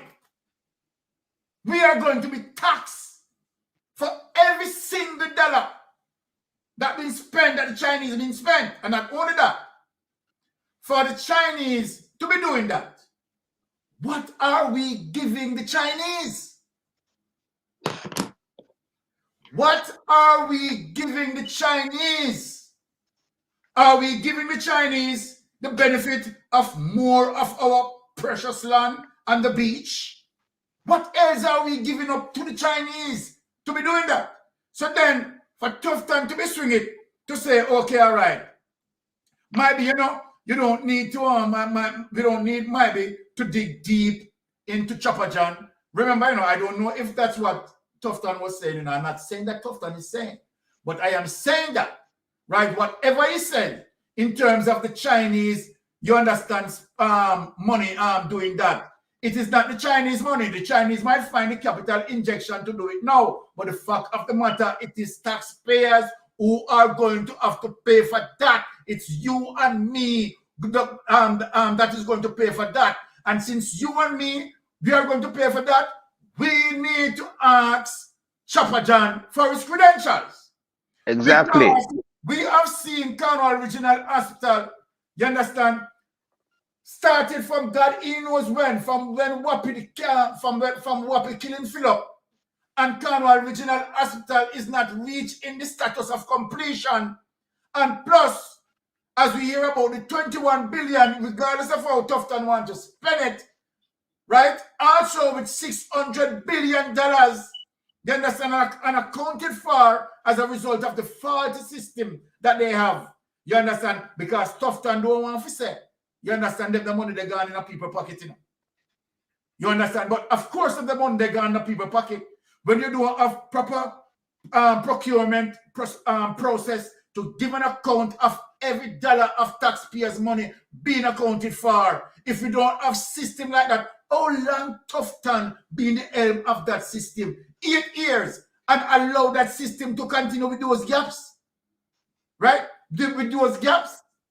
And just want to say that, okay, no, they are not saying that, okay, money being stealing. What they are saying, people, they are saying because of, you know, pure procurement gaps and certain things and, you know, this and very blah, blah, blah. Listen, cut the bullshit. You have been there for 8 years. You are the helm. The appropriate account, the appropriation account supposed to be done every year and supposed to be submitted at the 4 months beginning of the year. So then you at the helm, right? And you looking over as it relates to the permanent secretary, right? And the permanent secretary seeing that the appropriation accounts cannot be completed annually. What the permanent secretary had done about it? What did the permanent secretary do about it? And you, Mr. Minister, who definitely, you understand, you are the person over the permanent secretary. What did you do about it? Because the buck stopped with you. So even if the permanent secretary, you understand, fail, you should be able to pick up the button. So what are you doing about it for 8 years? 8 years? And now we have a total of $1.7 trillion unaccounted for as it relates to what? Pure procurement procedures, no checks and balance. And you just low and you just sit down so and you want to tell Jamaica and say, oh, you know, it's because the procurement process is a problem and the system of accounting, you know, it's just a problem and there's no proper system of accounting. All of that are bullshit. So when you have the lady, when they done in Hanover, the mayor lady there, she was a PMP mayor lady, and them say she have a $3.7 million project. Where she not spend it one time. Yes. 200,000 or 300,000. Them say she get nepotism and cronyism because she get her uncle thing or her cousin them or she give them contract and it never hear them just lock her up. Them charge her. She must be the case. Yeah. Check 5 charge her. No, we have 1.7 trillion and nobody get charged. Eh? We have some money we're gone where we never know the money gone and how it move and everything and nobody not say nothing at all. But wait, look at this. Look at this now. Chopper is the project manager. Right? The reason why we want to dig Chopper is because Chopper affiliation with the Jamaica Labour Party. So then I'm saying, how much Chopper being paid? We want to know how much Chopper being paid. But yeah, this stuff. I would not give no more promotion neither. I just say this sperm whale them. Because we not give no promotion. All right. Where call them sperm whale? The sperm whale them. Okay. Remember social media sperm whale. All right. The sperm whale them. So so yeah, this stuff. So you take people, you put them on board at school for run it. And them are what and what. So them get them pay back. It's nepotism, cronyism and everything. And then them have the canteen contract of them who get that too. And then them depend on that thing. And more the whole of them also them do it because them say 85% of who in that parliament. Because the social media sperm whale them put them there. So yes. So because the support where them get. When them could lie and splice up and put up some things and them things. No, we there for all them accountable, You understand? We do fact checking. We not do no tabloid one. We don't have no time for that. Saying so I for all them true to them word. And we are there for we don't have no time. I remember we are somebody but then can't buy out. Them that do that long time. Can't we? Saying? And then no, we run as we not play now. We're the Titans. We not play. Move from 0 to 100. Yes, we not play. See, I will not beg no friend neither. And we have to speak truth to power. Because we are stand up for your country. I remember. And I always remember, because I have some people, sometimes them get bright, and I just use the platform and tell them, remember, say, we're bad slave descendants, Yes. Yeah. And anything, me believe in, them have, Peter. Yeah. But we don't believe in us. So, when we there as a talk, and we hold people accountable, we just want to hold people accountable, and nothing not coming our way. Whether you're Annie Palmer, or Black Witch of, whether you're Black Witch of the White Witch of Rosal, or you're the Black Widow of Peter King, we the business our own. You understand? Yes. When you see we run us up, just keep a little distance. Because we don't ramp with nobody, Exactly. Anything when you do, I get 100-fold. And I'm not joke about it neither. You understand? Saying? But like this. Like you were saying something. I just want to highlight, the real issue that Jamaica have as it regard to like projects. We see where there are lots of nepotism and cronyism as it relates to project and the awarding of contracts. Yeah. There's no bidding process being done. There's no transparency. There's no accountability. And there's no communication. So everything is being hid behind some walls, with certain representative alone in that space. And what they have done, they have coincided with corruption as the forerunner within their organization. Everything has to be corruptedly done. There's no transparency in regards to, how we serve the Jamaican people. So this sperm whale, I don't know of him as a contractor, much less a general contractor. I don't even know if he even work in the building trade to begin with. It's crazy. So as taxpayers, we need to get some clarity on the sperm whale and what is he doing serving in that capacity where a budget has spiraled from just about $2 billion surpassing $20 billion and it's still heading north. Yeah, correction. As the figure relates. Well, online, correction. He is not at the Cornwall Regional Hospital, no. He's at the Western Regional Children's. Yes, sorry, the Western Children's Hospital, rather, yeah. Yeah. You know, so we have some issues where, you know, oh God, man, we need to get to the bottom of them, man. Because when you look on Tufton, you know, Sunday night, you know, him dodge every question that thrown at him, you know. Even when Kamala asks him about, you know, the exodus of our nurses, and then now them have to go back and source nurse from Philippines, if it wasn't more suitable for him to just award the local nurse them a better wage package. My wife asked that. Is my wife asked that? Like. Yeah, right. Yeah. You know, so I mean, you know, him never attempt to even answer the question. Him make round the question, and him end up running away from answering it. Because as it relates to these people coming in and serving in that capacity, you know, the local nurse them have to, you know, give them the briefing and take them through every stages how the institution has been run and operated. The culture is so vastly different. Exactly. So I mean, it would have been more of a beneficial to the local nursing sector to pay them a better living wage package in order to stimulate the interest within the local nursing fraternity. The interest has gone out of it. But like, hold on, stop there. Sorry to cut you. But no, man, go ahead. I'm going to show you similarities as it relates to the Jamaica Labour Party madness. Just like what Tufton is doing, seeking outside as it relates to Philippine outsourcing or healthcare, right, to the Philippines. Basically, that's what he's doing, right? Now, notice again what sperm whale, we in some of call him sperm whale. Yeah, man, at that time, name, man. What sperm whale said, you know, as it relates, because Mark Golden asked him, right, a question as it relates to the labor force ratio, right? What is the labor force ratio between the Chinese and the Jamaican? And I think he quoted 70%, right? He did not say specifically for the Chinese, right? Or 30% for the Jamaica. But I gather, because he said it's supposed to be 50-50.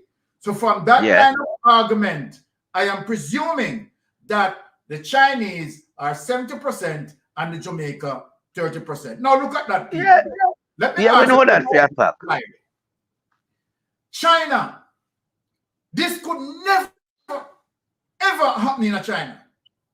I've said it many times on the program.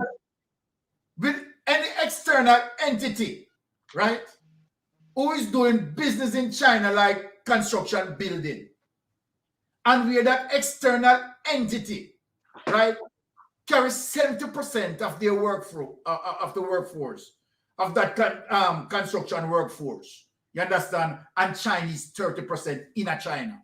That could never happen. That can never, and it goes to show you. You understand?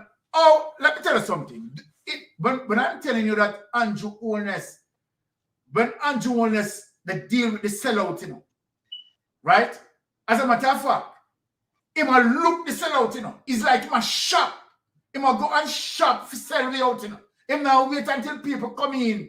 He might goodbye. Let me show you something. Look at this. Look at this. Does he understand the fight what Michael Manley had to fight when it comes to that sort of situation with the bauxite levy, right? When Michael Manley have to fight those big giants. Six American company. Okay. I'm forced by. I'm telling you, this is my first buy and take it from Muno. Muno move, go ahead. They didn't want Michael Manley. They didn't want Michael Manley to increase the levy. No. They didn't want Michael Manley to increase the levy. And when Michael Manley increased the levy, what Michael Manley was able to do, and to show you this government, you know, what Michael Manley was able to do, Michael Manley was able to give us free uniform, free lunch, university, brother. Free university. Yes. All of that come from the increase of the bauxite levy. We make, brother, hold on, brother, we make 160 million more. Yes, from 40 million to 200 million. 40 mil to 200 mil. 160 mil more. And 100% it go up in so much percentage that? Couple hundred percent. Well, 500%, man. Yes. So you tell me, when you look at Jamaica and as it relates to this government allow 70% of Chinese worker to be on a construction site in a Jamaica that only have 30% of Jamaica. And you know what they are going to talk about? They are going to talk about skill level and so forth and so forth. Not like that. Not like that. But hear this now. If me really build a country, and remember, you know, if you build a country, your money can just put on the bank and it grow. You know, it have to spin, it have to circle around. It have to spin. I do the barbering and then me come buy from your corner shop and then you go back to buy from like the wholesale and then go back to buy from the manufacturing and the money circle around and you have to take bus and you have to take this. So it has circle around everything and it grow the economy. Now if you not do something local like economy, man. Yes. But if you want good economy, you can import more than we are export. So you know it's the country I go back with. If whenever we out there spend more money, you know, it's flapping up. And you can't buy money and top up the reserve and come and say, in never in the history I try to trick people. Go with that, man. Exactly. But when I get to but as it relate to the overseas influx of workers in our country, you know, I have several times I have highlighted this problem. Well, I like it. So even with China, if you're going to lend you some money, you're going to build some road and do some things. And then you send so much work. We have more than 200,000 Chinese in Jamaica.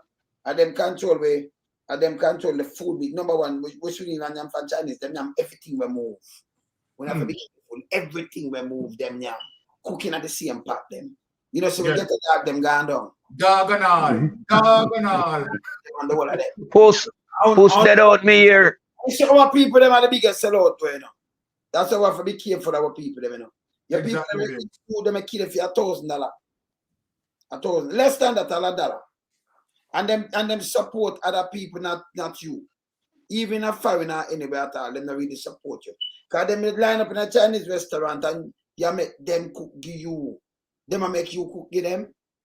Remember them? No, sir. Can you think them, you know? Same part. And them chop so you know if a couple of you post them catch chop up in the boy and yam it.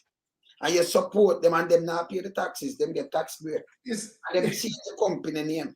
So them are drain the system and help them to drain the system. Help them to drain the system. But when me have a corner shop and rather lock because a Chinaman come up in something to say buy from him. Want to stop them foolishness there, you know. But if you're hungry, you come to me and me give you anything. You can go to the Chinaman and give nothing. You ever keep a dance or something and him come support you and buy 2 liquor or something. Him go about in business and I have know when him drive out. But you support him straight enough and beg you support him. But me, you know, you say, hey, me and him grew up, you know, when I support him, you know. Him for the squad. That's why you see our people them not buying so I suffer when they behave themselves. Run up on some time, you know, I would with every time, you know, but finish winding up your thing now, brother. Yeah, let me just say one thing, yeah, quick and fast. You know, as long as stupid government, you know, would enter into bilateral agreement with overseas counterpart as it relates to workers and workforce within the country. So even if you get the, you know, expertise, when it comes to the real labor force, it should be from your country. Exactly. Because the expertise that you get to come into oversee the project would have guided the local workers as to what to do to make the project viable and correct. So, you know, I don't know what agreement them go to China with. And, you know, what them come back with is just garbage. And it is damaging the local economy because when you have 200,000 overseas worker in a little Caribbean island, a third world country, a big first world country like China. It bad. And those workers, you know, at them and them family coming. So I want to cover exactly. Exactly. You ever see Chinese, them Chinese, they in the public hospital, and you think they're not sick too? Them sick, of course. But them don't use the local facility because they are exempt from using it because they are these type of, you know, well sophisticated foreigners in the country. Yeah. That are over and above the locals.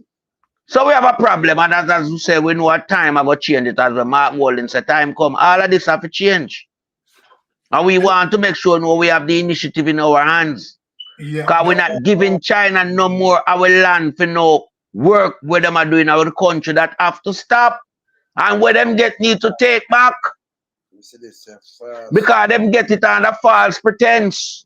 Exactly. Them get it under a scheme that is not transparent, and because we cannot be paying you for the job that you are doing in the country, but also handing over assets from within the country to you. Does that make any sense? Can't. And I mean, people need to go to prison for these type of phony deals where them enter into with China. Yeah. People need to go to prison for it. And we have to, at some stage, get to the bottom and to the truth surrounding the Chinese national within Jamaica working, taking away the jobs from the local people, stagnating the local economy. Well said, Lloyd. Well said. The brother, you can't, all right. So if the government support them and UDC and make them get out of the building them for do a wholesale, let me tell you something. We know this because we were all the same before in Jamaica. So the bigger you have a kind of shop, them now again, you have to go buy it. If you have a wholesale, grayscale there, nobody them talk to you. They may come and pack it for you. The bigger you have, the bigger place. That's why the uptown people, them are right, you know, them are right. They may come pack it, they may give things for credit. And you pay them every 60 days or 30 days or when. Yeah, you call it consignment. Shop you go, yes. So they will come pack a thing and thing, they may come deal with it. The Chinese, them get the place them from UDC. So them can get where them get and plus where them carrying and them carrying a lot of fake code and them get where. You know, me I look for in my phone, me I look for the kind of deal with the Chinese them sell with people them right now. I mean I thought big bit of deal you know, the amount of them there. Me just get one of those upgrade, right? Me I try find right now. Just upgrade us now. You see? Dildo for kill. And them allow them all them come through the wharf. Eh? Them control the port way. No, but we can't hear this. It's all when them say them control the port. Let me tell you the truth. And the government have them thing that run the port. Them have them, and when them call them down there, down a wharf. Custom. And them and the Chinese, them are the custom. Our people are the custom. We know, but them are get buy out. You understand? So when you have custom, when you have immigration and custom at any port, and them know what to know better, but them colluded and them got equal, got mixed up with one and do foolishness at that bad. Because them have the power and them are help destroy the place. So we know what the Chinese say that our own people them are do that. We just start about sellout business and the sellout syndrome it near. Yes. Yes, sellout syndrome. Yes. You see when you look on the whole thing, though, that is one of the reasons why we have to talk about, you know, members of parliament who venture into the politics for political representation and not just in for the politics to benefit themselves. Right? We need to have select persons to represent us who have the ideas. Right, the innovation, because this is if you look and see how Jamaica is just struggling along, we can't effectively grow our economy by just focusing on service industry. Can't, right? Exactly. There's no economy can grow in that regards in terms of just focusing on service industry. A country has to focus on manufacturing a country has to look on its agricultural sector, find ways and means as it relates to the micro development of that particular country and see how the government can engage to make those micro efforts become macro. Macro. Now, Yes. so the thing about it, when you look on, said for the sector, right, that is generating, as according to them, right, most of the foreign currency, right, apart from remittance, is the hotel sector. The hotel sector as a service industry, people need to understand that majority of the money absorbed within the hotel industry doesn't circulate in Jamaica. Right? Majority still foreign, and the one where them more than 80% win. More than 80% of that, right, circulate, right, in the United States and elsewhere that have the ownership for these hotels. Yes. Having said that, remember what Jamaica need to understand and what we need to focus on, and what and some of the things that's supposed to be on the ballot. If you look at how much we are importing, Wayne, we are importing over 5 billion. Gone 7 now. It gone 7? 6.7 billion. No, this is serious. No, this is serious. But what's this now? I'm going to just explain it to the people now. So we are importing 6.8 billion.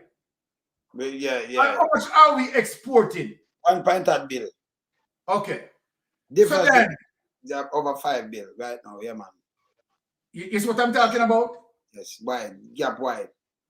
So when you look at that, right? Yes. When you look at our trade-off, you can see that we have a wide gap.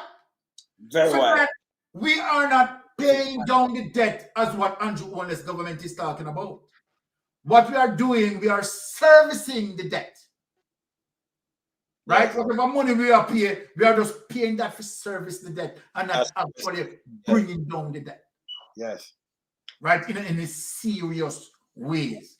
And this is one of the reasons why when we talk about Statin don't have to fall himself corrupt with the government in line to the Jamaican people to appease this corrupted government. Yeah, I got them do, yeah. It is wrong for Statin to be doing that. So Statin lie about the unemployment level. Yeah. Lying about the poverty level. Lie. Lying about several things as it relates to the corruption of this government. It is wrong. And so then, when you see the level of inflation, the people on the ground, the people who are actually going into the supermarket and buy, the people realize that, oh, look here, if me pay for one tin of bully beef, you understand, this month for $100. When we go there the next month, it got a $200, partially 100% increase. What is going on? What is going on? So then when you look at that, right, you see where our politicians, current crop of politicians that we have as it relates to the Jamaica Labour Party, have nothing as it relates to innovation. So when Damian Crawford, they tell them to invest in goat, they're not going to understand that. But the government hold on, the government said them buy much 100 goat and we not see it, you know. Where the money gone? I'm going to show that, you know. And then them say what them want because we got depleted. So them I just want make one, you know, significant point as it relates to the hotel sector and what the government, you know, negotiate for as it relates to the service, the remittance that they get from the sector.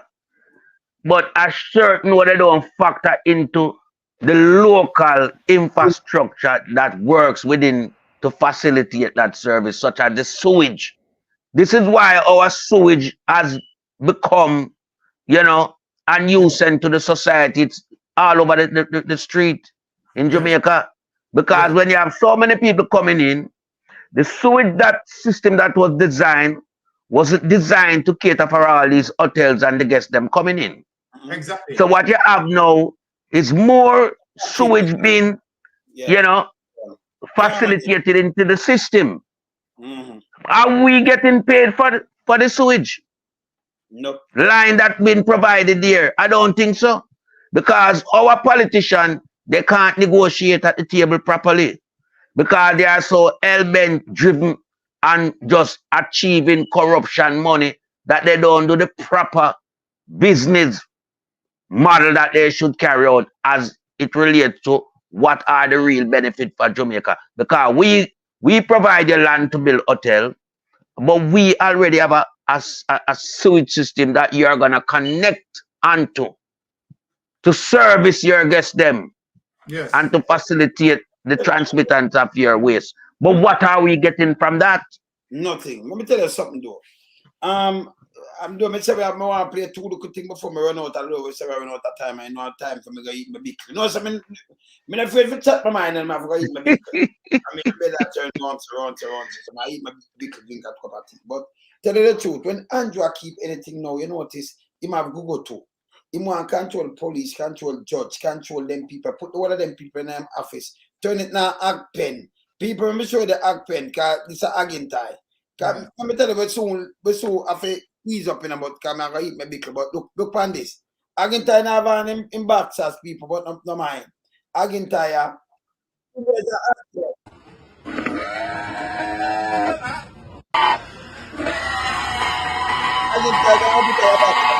outside. Just why I didn't carry door.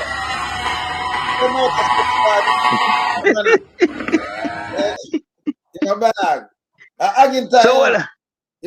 So what on? And the girl has that him there pan. You give him a prelude into the future. No man, through the storm that come, them I put in the ag pen. Remember them never. Yeah, but that could be that could be him judgment there too. Yes. No, I can tell you, so them that came at the act pen.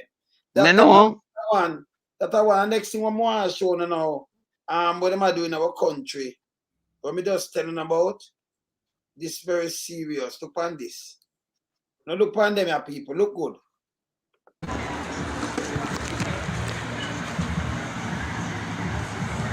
See what them there? I cannot stand people for the Chinese carrying for the ladies now.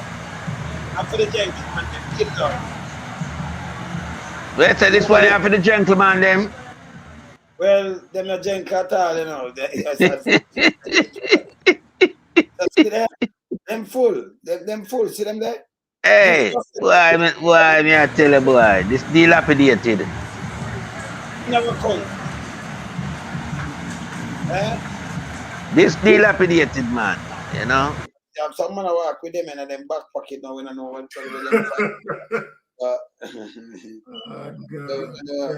hey, let me tell you something, man. Jamaica need a revamp. Jamaica need a revamp, my brother. But you notice, you know, but lonesome, you know, cut you know, quickly. You notice the church now have no views pan all them thing, yeah? Because some of the church and I pass, I walk with them in them back pocket too. Well, there you go. Yeah. You know, the civil society that Jamaica once was has gone. All right. And I could just remind the people them about this now, before we even knock out now. I could remind the people them about this.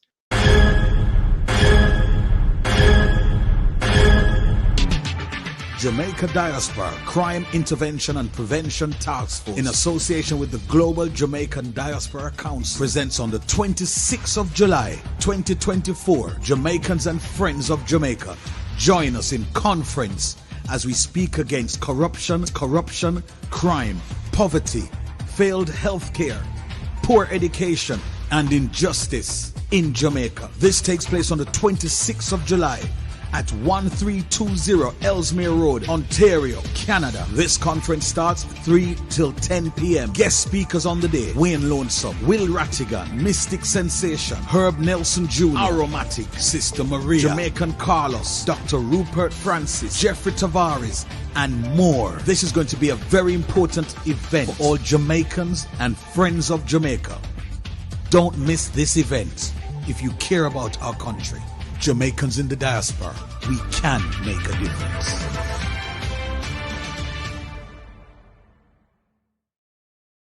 Yeah, man. We are some man. All right. Yeah, man. I start some full time, you know. Virgin did send me a voice note. I never play it, but I think maybe just play it quick phone and I couldn't hear it because you know make them know what I want down there. So yeah. Never play it fast. I couldn't hear it because full time now when I'm gonna play with my food, you know. Around the low. Around there. Make sure you can hear this properly. Around there. The place of Jamaica get touched still, you know. But I feel away, you know. One of the government they want to teach something, yeah. It don't want inside help. From Cross Keys straight to Newport. All the police station did light post and broke into. Some appear wire hang down in the road down. Me say terrible. The fruit tree them. Me say like this a breeze just come through. All of the breadfruit tree, the mango tree, the pear tree, the coconut tree them broke into. No, it's a disaster. Me sorry for a couple of weeks from now. John know. Or food.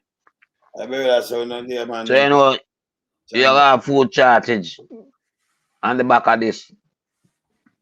It's said to us though. Because if we can have breadfruit tree, you know, them all them grow and pear tree. Yeah. When them have broke them in a two. You know, that I know easy something. And easy something, man. Anyway, we're there, you know, some my time. Yes, man. The Don't time, know. remember, I do a telegram. I do more than one, but you have to talk to my artist brother them, because you know, I have a call upon them when we're ready, you know. So, you know, to have a foundation, we know some anti-foundation. What we're going to do some telegram because we have to do our part and do a thing.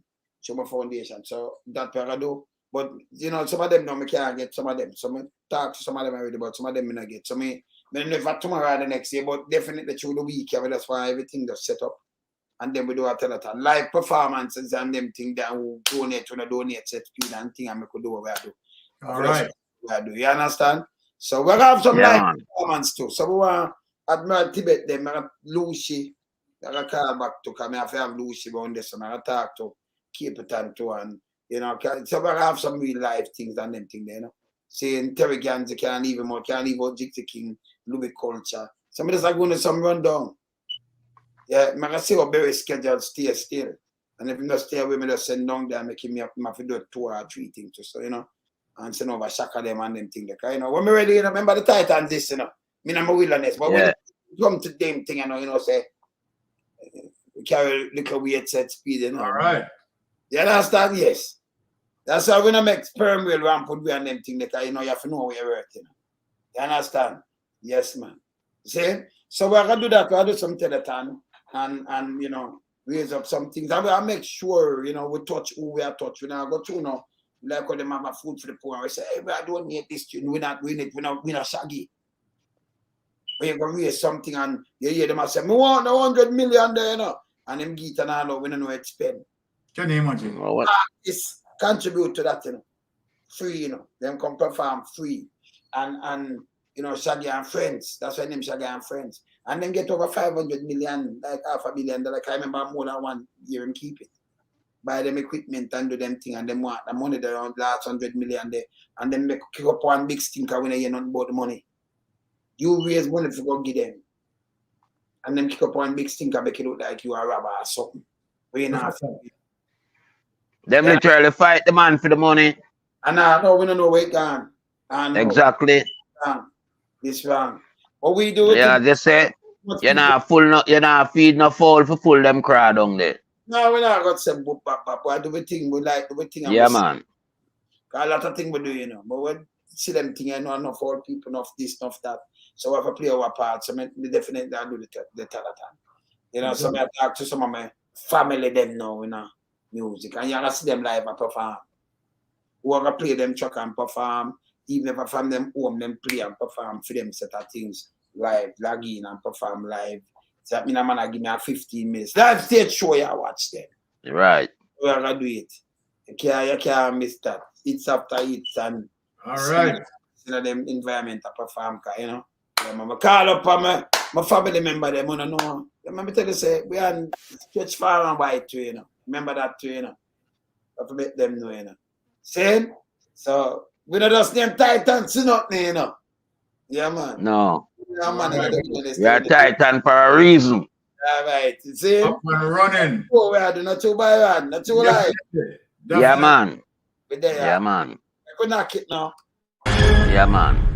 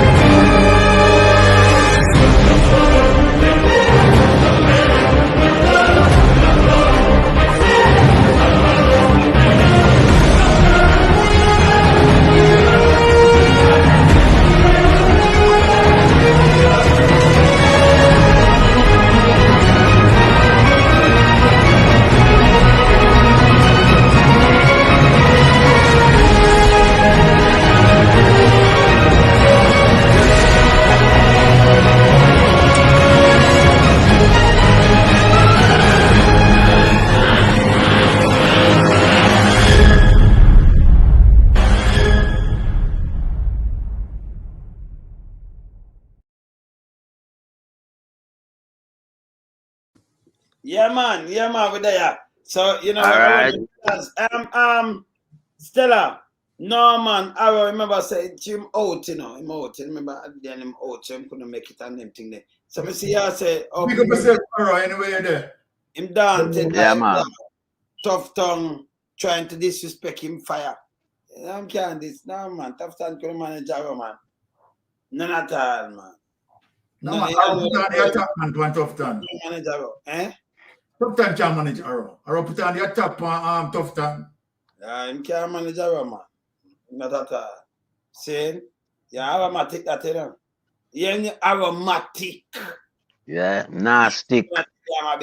So, go good. Be all right. I'm all right, man. Yeah?